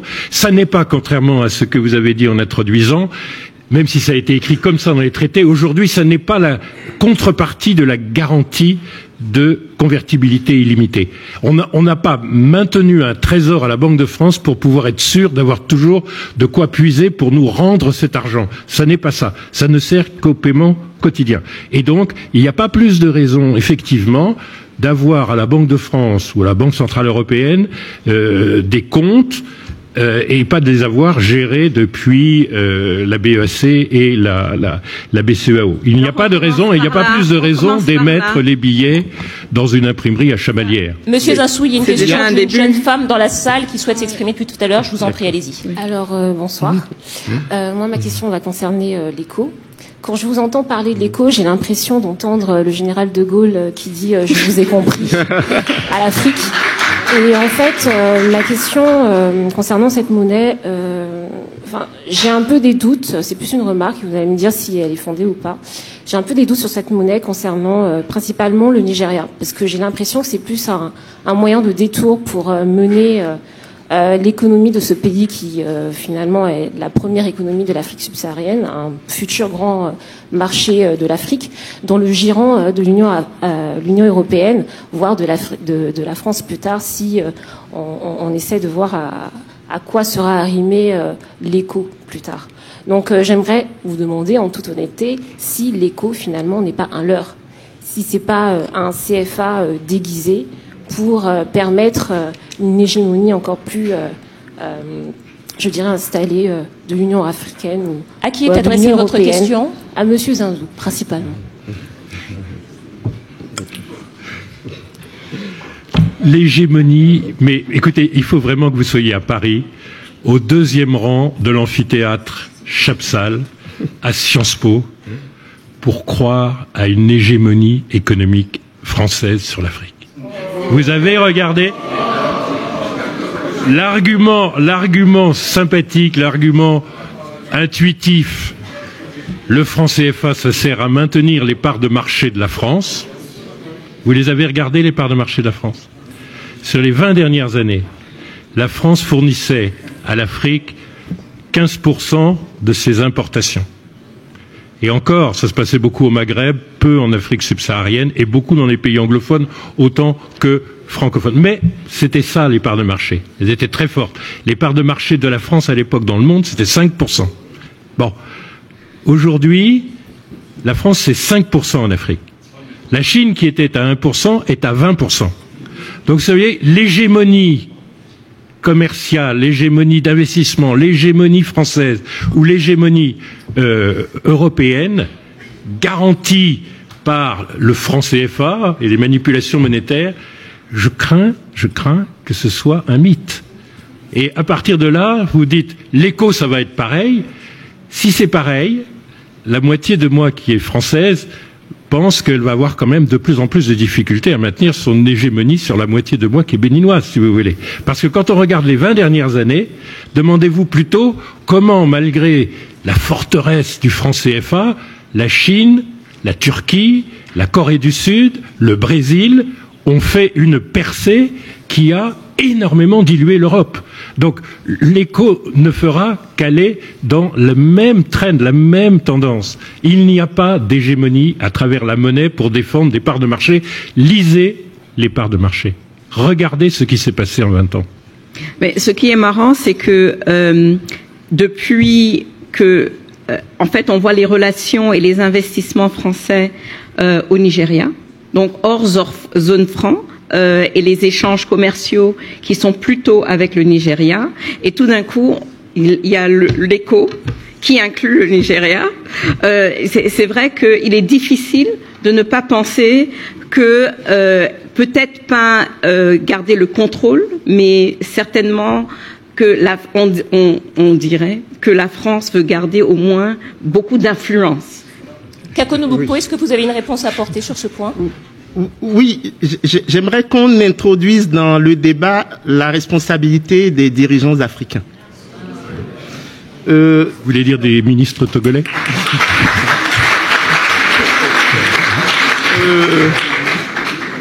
Non, l'idée d'une monnaie pour l'ensemble de la CEDEAO date de 1983. Ok. Bon, mais ce qui s'est passé, c'est que il n'y a pas eu les avancées prévues, et donc on a eu une série de reports successifs. Et en 2000, on a créé l'Agence monétaire de l'Afrique de l'Ouest, l'AMAO, qui devait piloter ce qu'on a appelé la ZMAO, la zone monétaire de l'Afrique de l'Ouest. Et en fait, c'était un schéma en 2 étapes. Il fallait que les pays non CFA de l'Afrique de l'Ouest créent leur propre monnaie. Et le nom qu'on a donné à cette monnaie, c'était l'éco. Donc l'éco, dès 2000, c'était le nom donné à la monnaie des pays non CFA de l'Afrique de l'Ouest. Et le second temps devait être la fusion entre l'éco et le CFA pour avoir la monnaie CEDEAO. Moi, j'ai eu l'opportunité d'échanger avec un certain nombre de chefs d'État sur cette question. Comme les critères de convergence que devaient remplir les pays non CFA n'étaient pas remplis et que la succession de reports rendait de moins en moins crédible l'effectivité de cette monnaie, on a décidé de ne plus faire qu'une seule étape. C'est-à-dire, on ne crée pas d'abord l'éco, première version, et on fusionne avec le CFA. Mais on prend les 8 monnaies de l'Afrique de l'Ouest, donc CFA plus 7, pour faire d'emblée une nouvelle monnaie qui s'appellerait l'éco. Maintenant, votre question sur le rôle du Nigeria, elle est intéressante. Moi, j'ai regardé les critères de convergence. Vous savez, il y en a 6.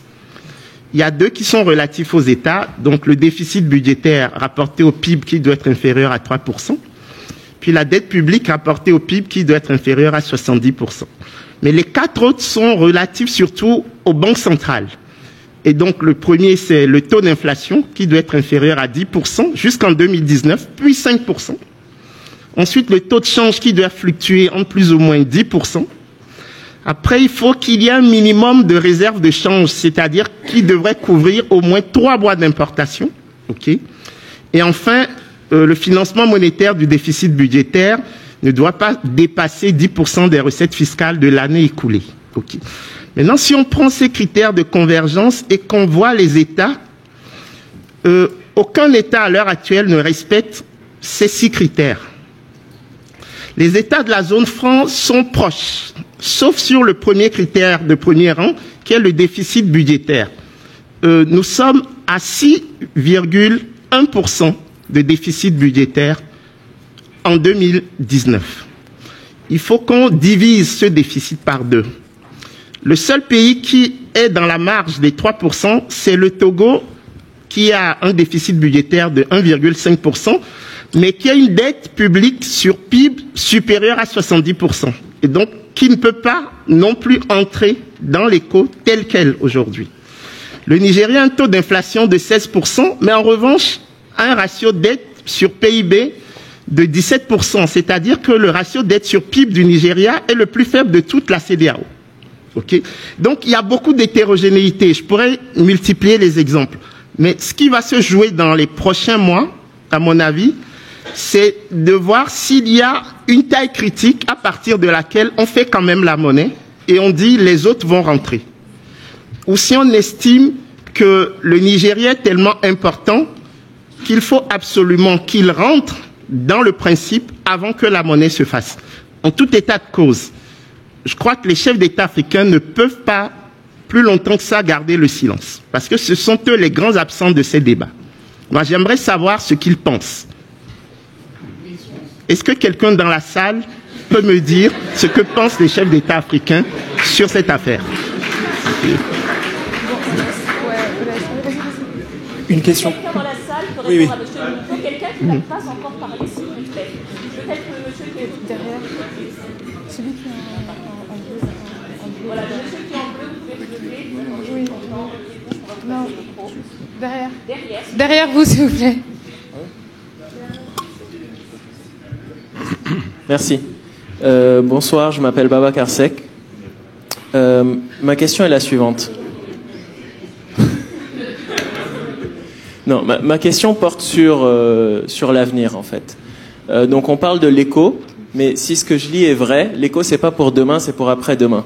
Ce sera peut-être dans 10, 20, dans 30 ans. Moi, la question que je pose, c'est pourquoi est-ce qu'aujourd'hui on aborde cette problématique avec un angle purement économique? La raison pour laquelle on parle du franc CFA, c'est parce que les gens ont l'impression d'être encore contrôlés depuis l'extérieur. C'est parce qu'on est 59 ans, 60 ans après les indépendances, et qu'encore aujourd'hui, on a l'impression que les décisions sont prises à Paris. Donc c'est une question qui est avant tout symbolique pour moi, et qui est aussi politique. Et cette question, elle pose fondamentalement la question de qu'est-ce que c'est pour nous le développement? Alors on peut parler de croissance économique, mais la croissance économique très rapide dans la zone UEMOA n'a pas réduit la pauvreté. Donc aujourd'hui encore, on dit la croissance pour qui? Est-ce qu'on parle de croissance inclusive ou est-ce qu'on parle de la croissance pour les investisseurs? Parce que la parité fixe et avec l'euro, qu'est-ce qu'elle permet? Alors je travaille dans l'investissement, donc je vois l'intérêt, c'est d'avoir zéro risque sur la convertibilité et sur le taux de change. Donc ça veut dire que les investissements ne perdront pas de valeur à cause de la dévaluation, par exemple. Donc ça bénéficie aux investisseurs extérieurs. Donc la question fondamentale, en fait, c'est comment est-ce qu'on se développe avec notre monnaie. La question fondamentale, c'est comment est-ce qu'on prend possession des moyens de développement. C'est pas manger l'objectif, c'est apprendre à pêcher. Et si on est toujours avec cette béquille, alors je veux bien accepter ce que M. Zinsou dit, disons que la France ne décide pas, mais la France contribue à la décision, nous aide.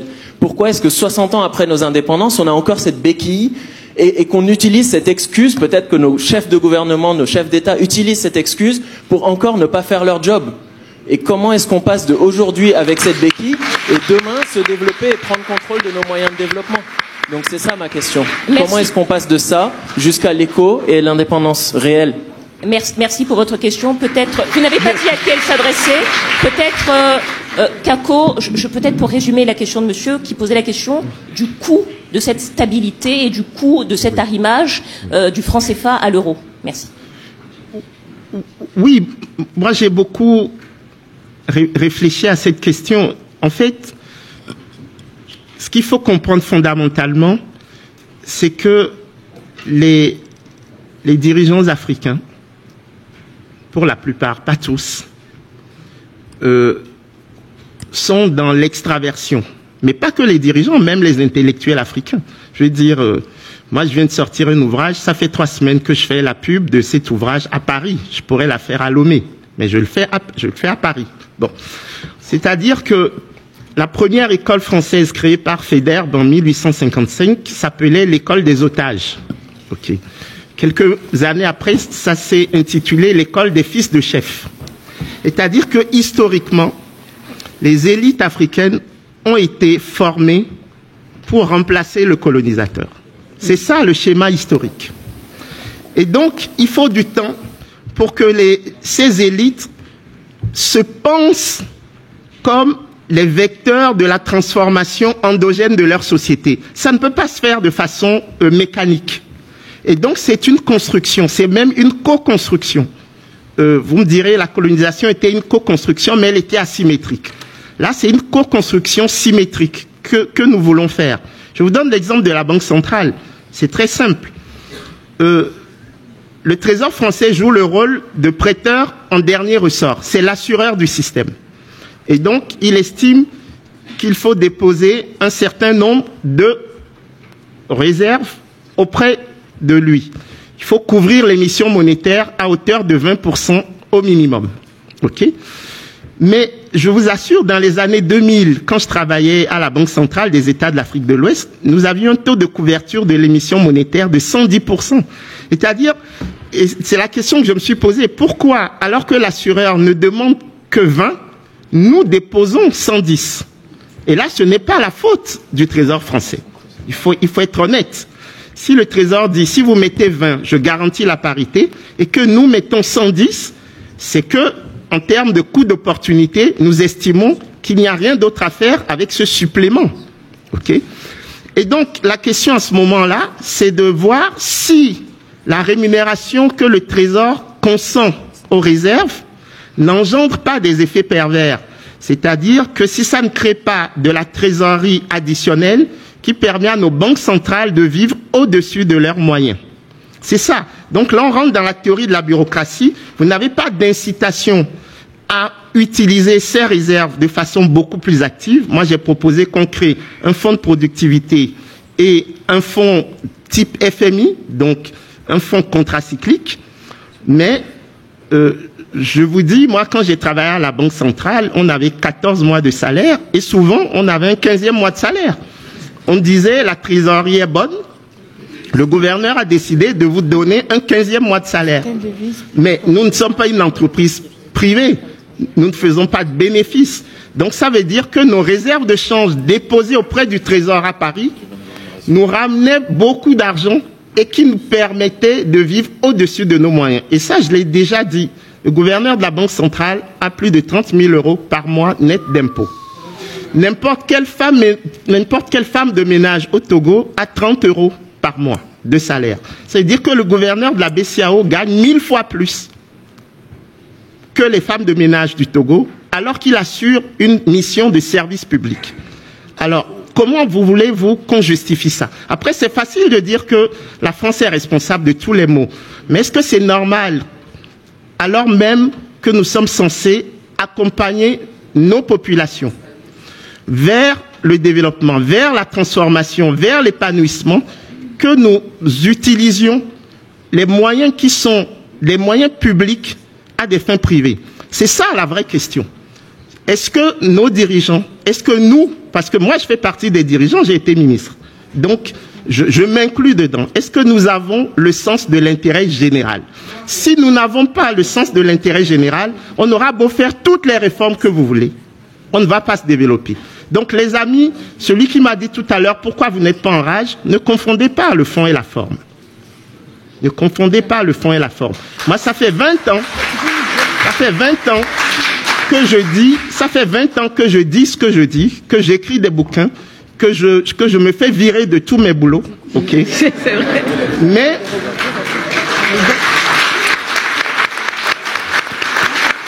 donc c'est important, ok? Bon, le reste, on en parlera après. Alors, est-ce que quelqu'un dans la salle veut rebondir sur ce qui a été dit? Non, je voulais juste me poser une question à monsieur Zansou. Alors, on va d'abord rebondir et après on reviendra vers vous. Désolé. Qui souhaite rebondir? Madame. Vous pouvez faire passer le micro, s'il vous plaît? Oui, après, oui. Bonsoir. Bonsoir. Donc vous avez expliqué comment ça fonctionnait, le 15e mois, tout ça. C'est vraiment inadmissible, c'est écœurant. En tout cas, est-ce que vous, aujourd'hui, je vous pose la question à vous trois, vous réussissez à vous dire qu'on peut peut-être imaginer une modification de notre monnaie, de la finance, que ce soit éco ou autre chose, sans la France, sans être en convergence avec la France ou une puissance extérieure, faire reposer la question exclusivement sur nous. Quand vous évoquez les dirigeants, ces dirigeants, c'est pareil, c'est pas nous qui les avons choisis, c'est au même endroit qu'on prend les mêmes décisions, qui engendrent les mêmes conséquences, et ces gens qui nagent dans la mer parce que vous avez des 15e salaires et que ils meurent de faim. Donc est-ce qu'aujourd'hui on peut envisager ce divorce pour voir ce que ça pourrait donner si on essayait de se débrouiller tout seul? Moi je crois. Et comment? Je crois vraiment en la jeunesse africaine. Il y a tellement de talent, je le vois tous les jours, c'est-à-dire que malgré toutes les difficultés qu'on endure, on construit, on crée de l'innovation et on avance. Et je dis malgré, parce qu'on a l'impression que tous ces pouvoirs sont contre nous. C'est d'ailleurs contre faire évoluer les choses. Et parfois, il faut avoir un langage, il faut tenir un langage très cru et très dur, parce que ils nous entendent pas. Et souvent, dire qu'on veut expliquer, peut-être dans des livres, mais ils n'entendent pas. Et ce cri de la jeunesse, moi je l'entends tous les jours. Dire que tous les jours, les gens ils disent mais au moins donnez-nous ça. C'est-à-dire que ça va pas résoudre tous nos problèmes, mais au moins qu'on ait une monnaie qui nous appartient, que nous on peut gérer, que nous on sait gérer. On n'est pas des enfants. On nous dit ah oui mais ça crée la stabilité, la garantie de la France, machin. Mais j'ai l'impression qu'on nous dit mais on dit à un prisonnier mais en prison, mais tu as un lit, tu as à manger, tu vas sortir de la prison, tu n'es pas sûr que tu vas pouvoir dormir convenablement, c'est pas sûr que tu vas avoir tes repas garantis tous les jours. C'est-à-dire que et on voudrait qu'on dise que non, je préfère rester en prison. Moi, je ne comprends pas. C'est-à-dire qu'on ne peut pas attendre l'écho, parce qu'on vous connaît. On connaît vos dirigeants. Si on attend l'écho, même dans 20 ans là, on sera ici assis en conférence, ce sera vous de l'autre côté, en train de dire oui, est-ce que l'écho devrait être arrimé à l'euro mais à un moment donné, il faut qu'on puisse faire avec ce qu'on a aujourd'hui. Moi, je suis de la zone CEMAC. Dans toutes ces discussions-là de l'écho, là, nous, on n'existe même pas. C'est-à-dire, comme on est un peu collé au Nigeria, là, on va peut-être être de l'Ouest au lieu d'être central.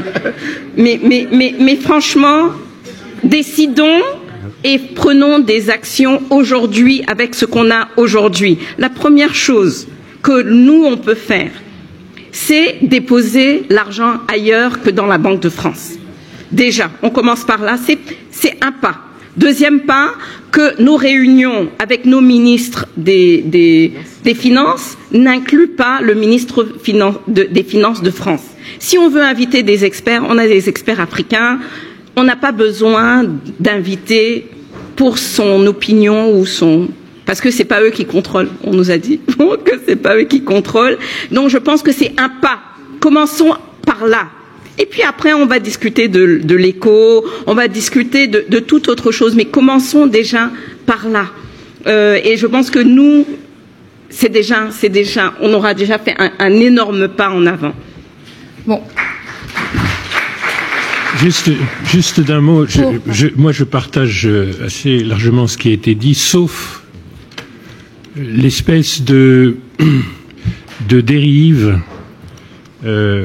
qui consiste à dénigrer ce que font non pas les dirigeants, mais les populations, ce que font les gens qui travaillent dans nos pays, ce que font les entreprises qui se créent.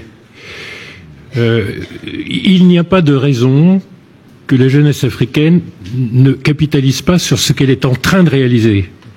On est en train de vivre une révolution numérique, on est en train de vivre une vraie révolution agricole, on a un véritable effondrement de la mortalité infantile, ça se ressent par le fait que l'espérance de vie n'a jamais progressé historiquement dans aucun ensemble géographique plus vite que, d'ailleurs, en Afrique centrale, jamais plus vite. Et il n'y a aucune raison de se dénigrer soi-même en ne voyant pas cela et en nous décrivant, même avec élégance, comme ayant des béquilles et étant incapables de développement. Nous n'avons pas le développement qui nous permet de résoudre tous les problèmes de la pauvreté, c'est évident, même si nous avons de plus en plus de classes moyennes.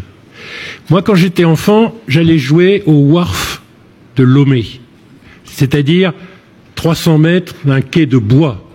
En 1968, on a ouvert le premier quai d'un port.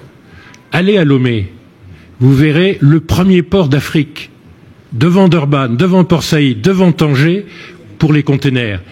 Vous ne pouvez pas dénigrer l'Afrique dans ce qu'elle a, malgré tous les obstacles, réussi à faire. Ça ne sert pas la cause. Vous devez discriminer. Très bien, défoulez-vous sur les dirigeants, en pensant que les opinions publiques n'y sont pour rien, qu'ils n'élisent nulle part leurs dirigeants, que les forces politiques sont complètement hétérogènes, et en nourrissant le complotisme de la France a nommé les dirigeants, et donc les dirigeants gèrent le franc CFA. Défoulez-vous si vous voulez, mais ce complotisme ne doit pas offusquer la réalité de ce que ce continent est en train de faire. Ce qu'il est en train de faire, personne ne l'a jamais fait.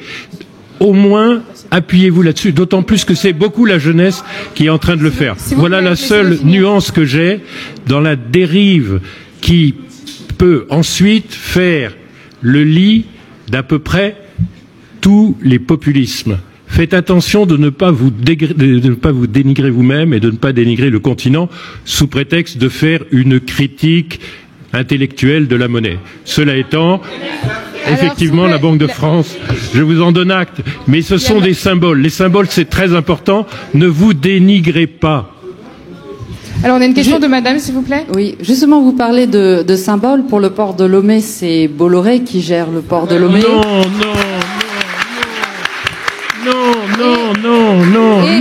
S'il vous plaît. Madame, non. C'est le Togo qui a financé. Non, madame. C'est le Togo qui a financé. Non, madame, non, ce n'est pas Bolloré. Je regrette. C'est la dette du Togo, peut-être. C'est le Togo. Ce sont les Chinois. C'est Bolloré parmi d'autres sociétés. Non, ne simplifiez pas. C'est le Togo qui a réalisé le port de Lomé. Je vous assure. C'est le Bénin qui a réalisé le port de Cotonou. Monsieur Zinsou, nous allons laisser madame poser sa question. Oui, mais enfin, on ne commence pas par une évidence mensongère. S'il vous plaît, monsieur Zinsou. Et pour vous donner un autre exemple de l'entreprise Bolloré, a déclaré, alors qu'il gère le port d'Oyendo au Gabon, a déclaré un jour férié et a obligé ses employés à se rendre à un meeting Manu Militari. Donc oui, il y a des formes d'ingérence en Afrique et il y a des formes d'ingérence par rapport à des multinationales qui sont extrêmement assises, confortables, parce que justement, il y a un franc CFA. Et ce franc CFA permet à certaines entreprises internationales de faire ce qu'il leur plaît dans certains pays, parce qu'ils se sentent en sécurité avec ce franc CFA.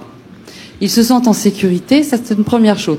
Et aussi les dirigeants, parce que le franc CFA, d'une certaine manière, cache la malgouvernance. Parce que les entreprises qui sont installées dans certains pays africains sont libres et décident en fonction, et ont le monopole, et décident en fonction de leurs choix économiques, de leurs intérêts, mais certainement pas de l'intérêt des Africains et de ceux qui vivent.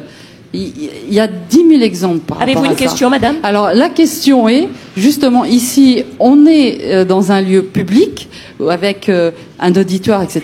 Moi, ce que j'aimerais savoir, justement, c'est lorsque vous êtes en petit comité, lorsque vous êtes dans des dîners, lorsque vous êtes entre amis, est-ce que vous prenez est-ce que vous avez pris conscience que le franc CFA masque la malgouvernance?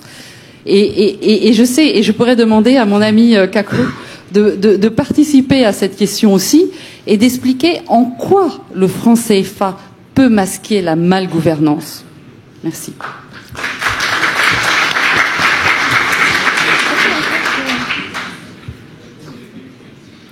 À qui s'adressait votre question, madame? Peut-être... Écoutez, le complotisme, c'est bien. Vous allez avoir une grande satisfaction, c'est que c'est bien partagé, le complotisme.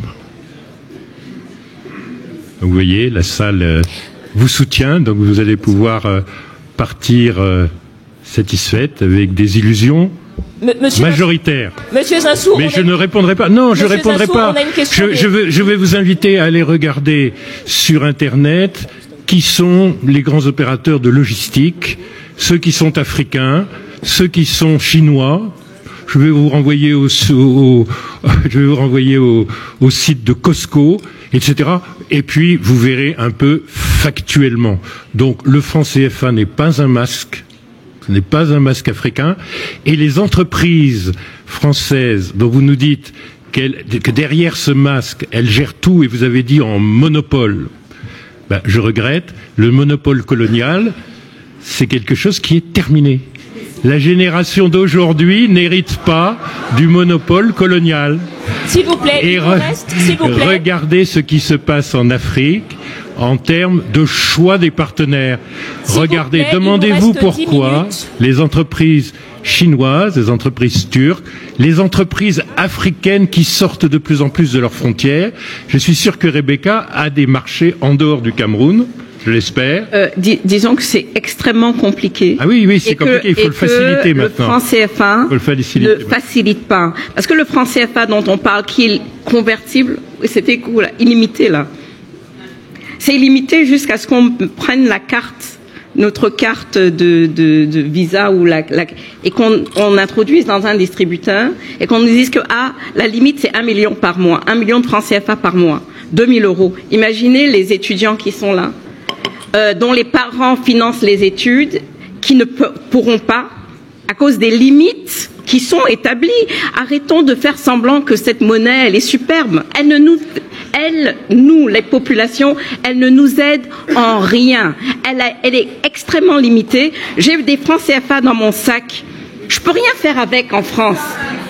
Je ne peux pas payer un taxi, je ne peux pas aller dans une banque et échanger tel que je le fais avec $1 ou un yen. Moi, je ne comprends pas pourquoi on n'est pas enragé. C'est-à-dire que c'est inacceptable. S'il vous plaît, c'est inacceptable. Il nous reste 10 minutes, un peu moins, Rebecca. Peut-être, je crois que Kako Nobukpo souhaitait répondre à la question de monsieur et à la réaction de monsieur Zinsou. Je vous en prie, allez-y, Kako.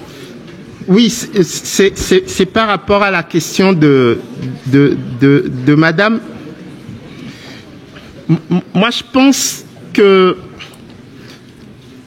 dans son fonctionnement, le franc CFA ne permet pas de discriminer entre les bons et les mauvais élèves.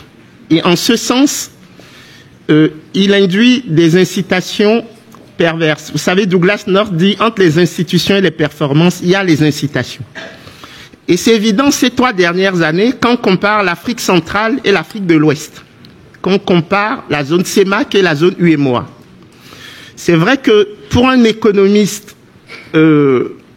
puriste, 2 zones qui ont des performances aussi disparates, le fait qu'elles aient des monnaies en parité fixe avec l'euro et avec la même parité, là, on enfreint le principe de vérité des prix. Et donc, il faut rentrer au sein du Trésor français, comprendre les taux de couverture de l'émission monétaire, leur évolution, pour voir qu'effectivement, ces 2 monnaies CFA n'ont pas la même valeur. Et donc, de ce point de vue, je crois que Madame de Boisfleury a raison. C'est-à-dire que en novembre 2016, Mahama perd les élections au Ghana parce que le CEDI avait perdu 40% de sa valeur en 1 an. Et donc les citoyens ghanéens trouvaient que leur président n'était pas un bon gouvernant puisque le taux de change, c'est aussi un indicateur de la qualité de la gouvernance.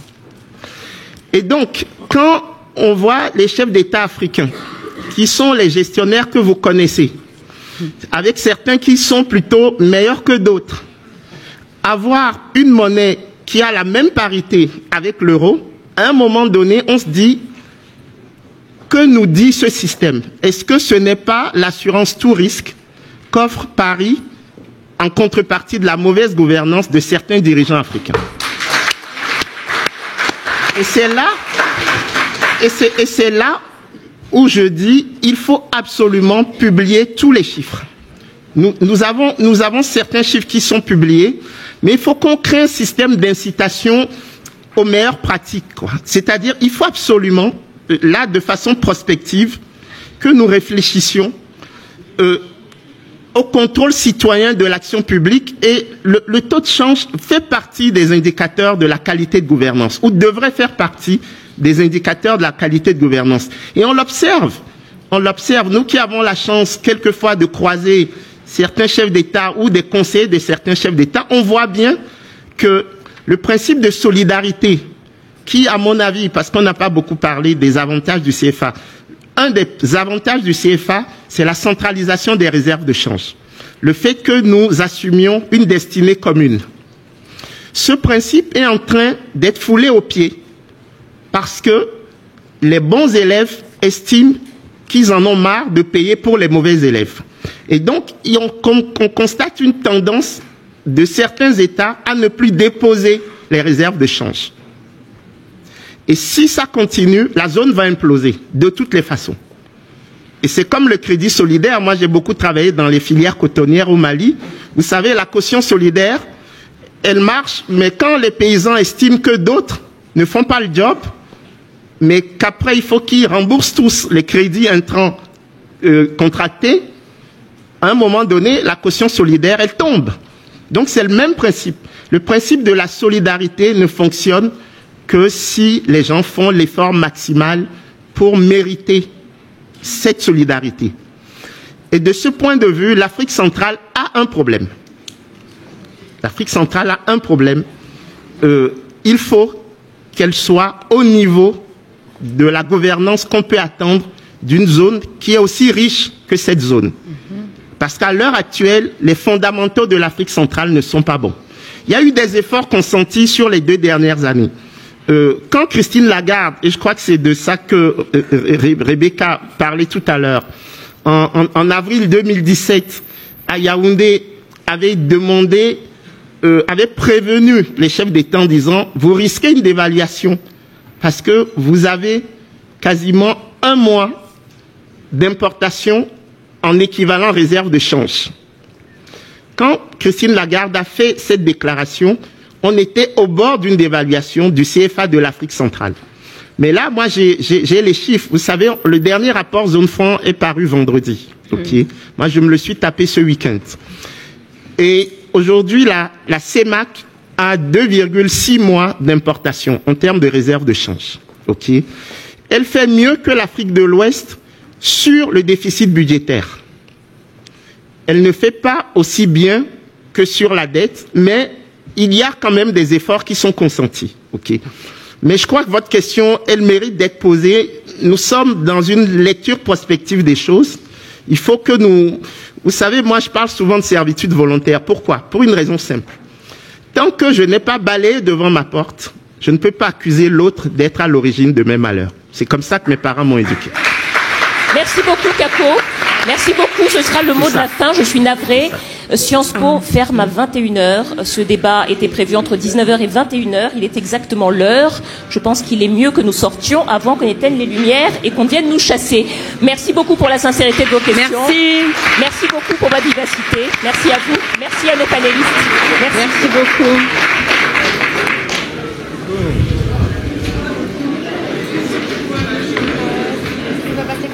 Alors, les panélistes, je les...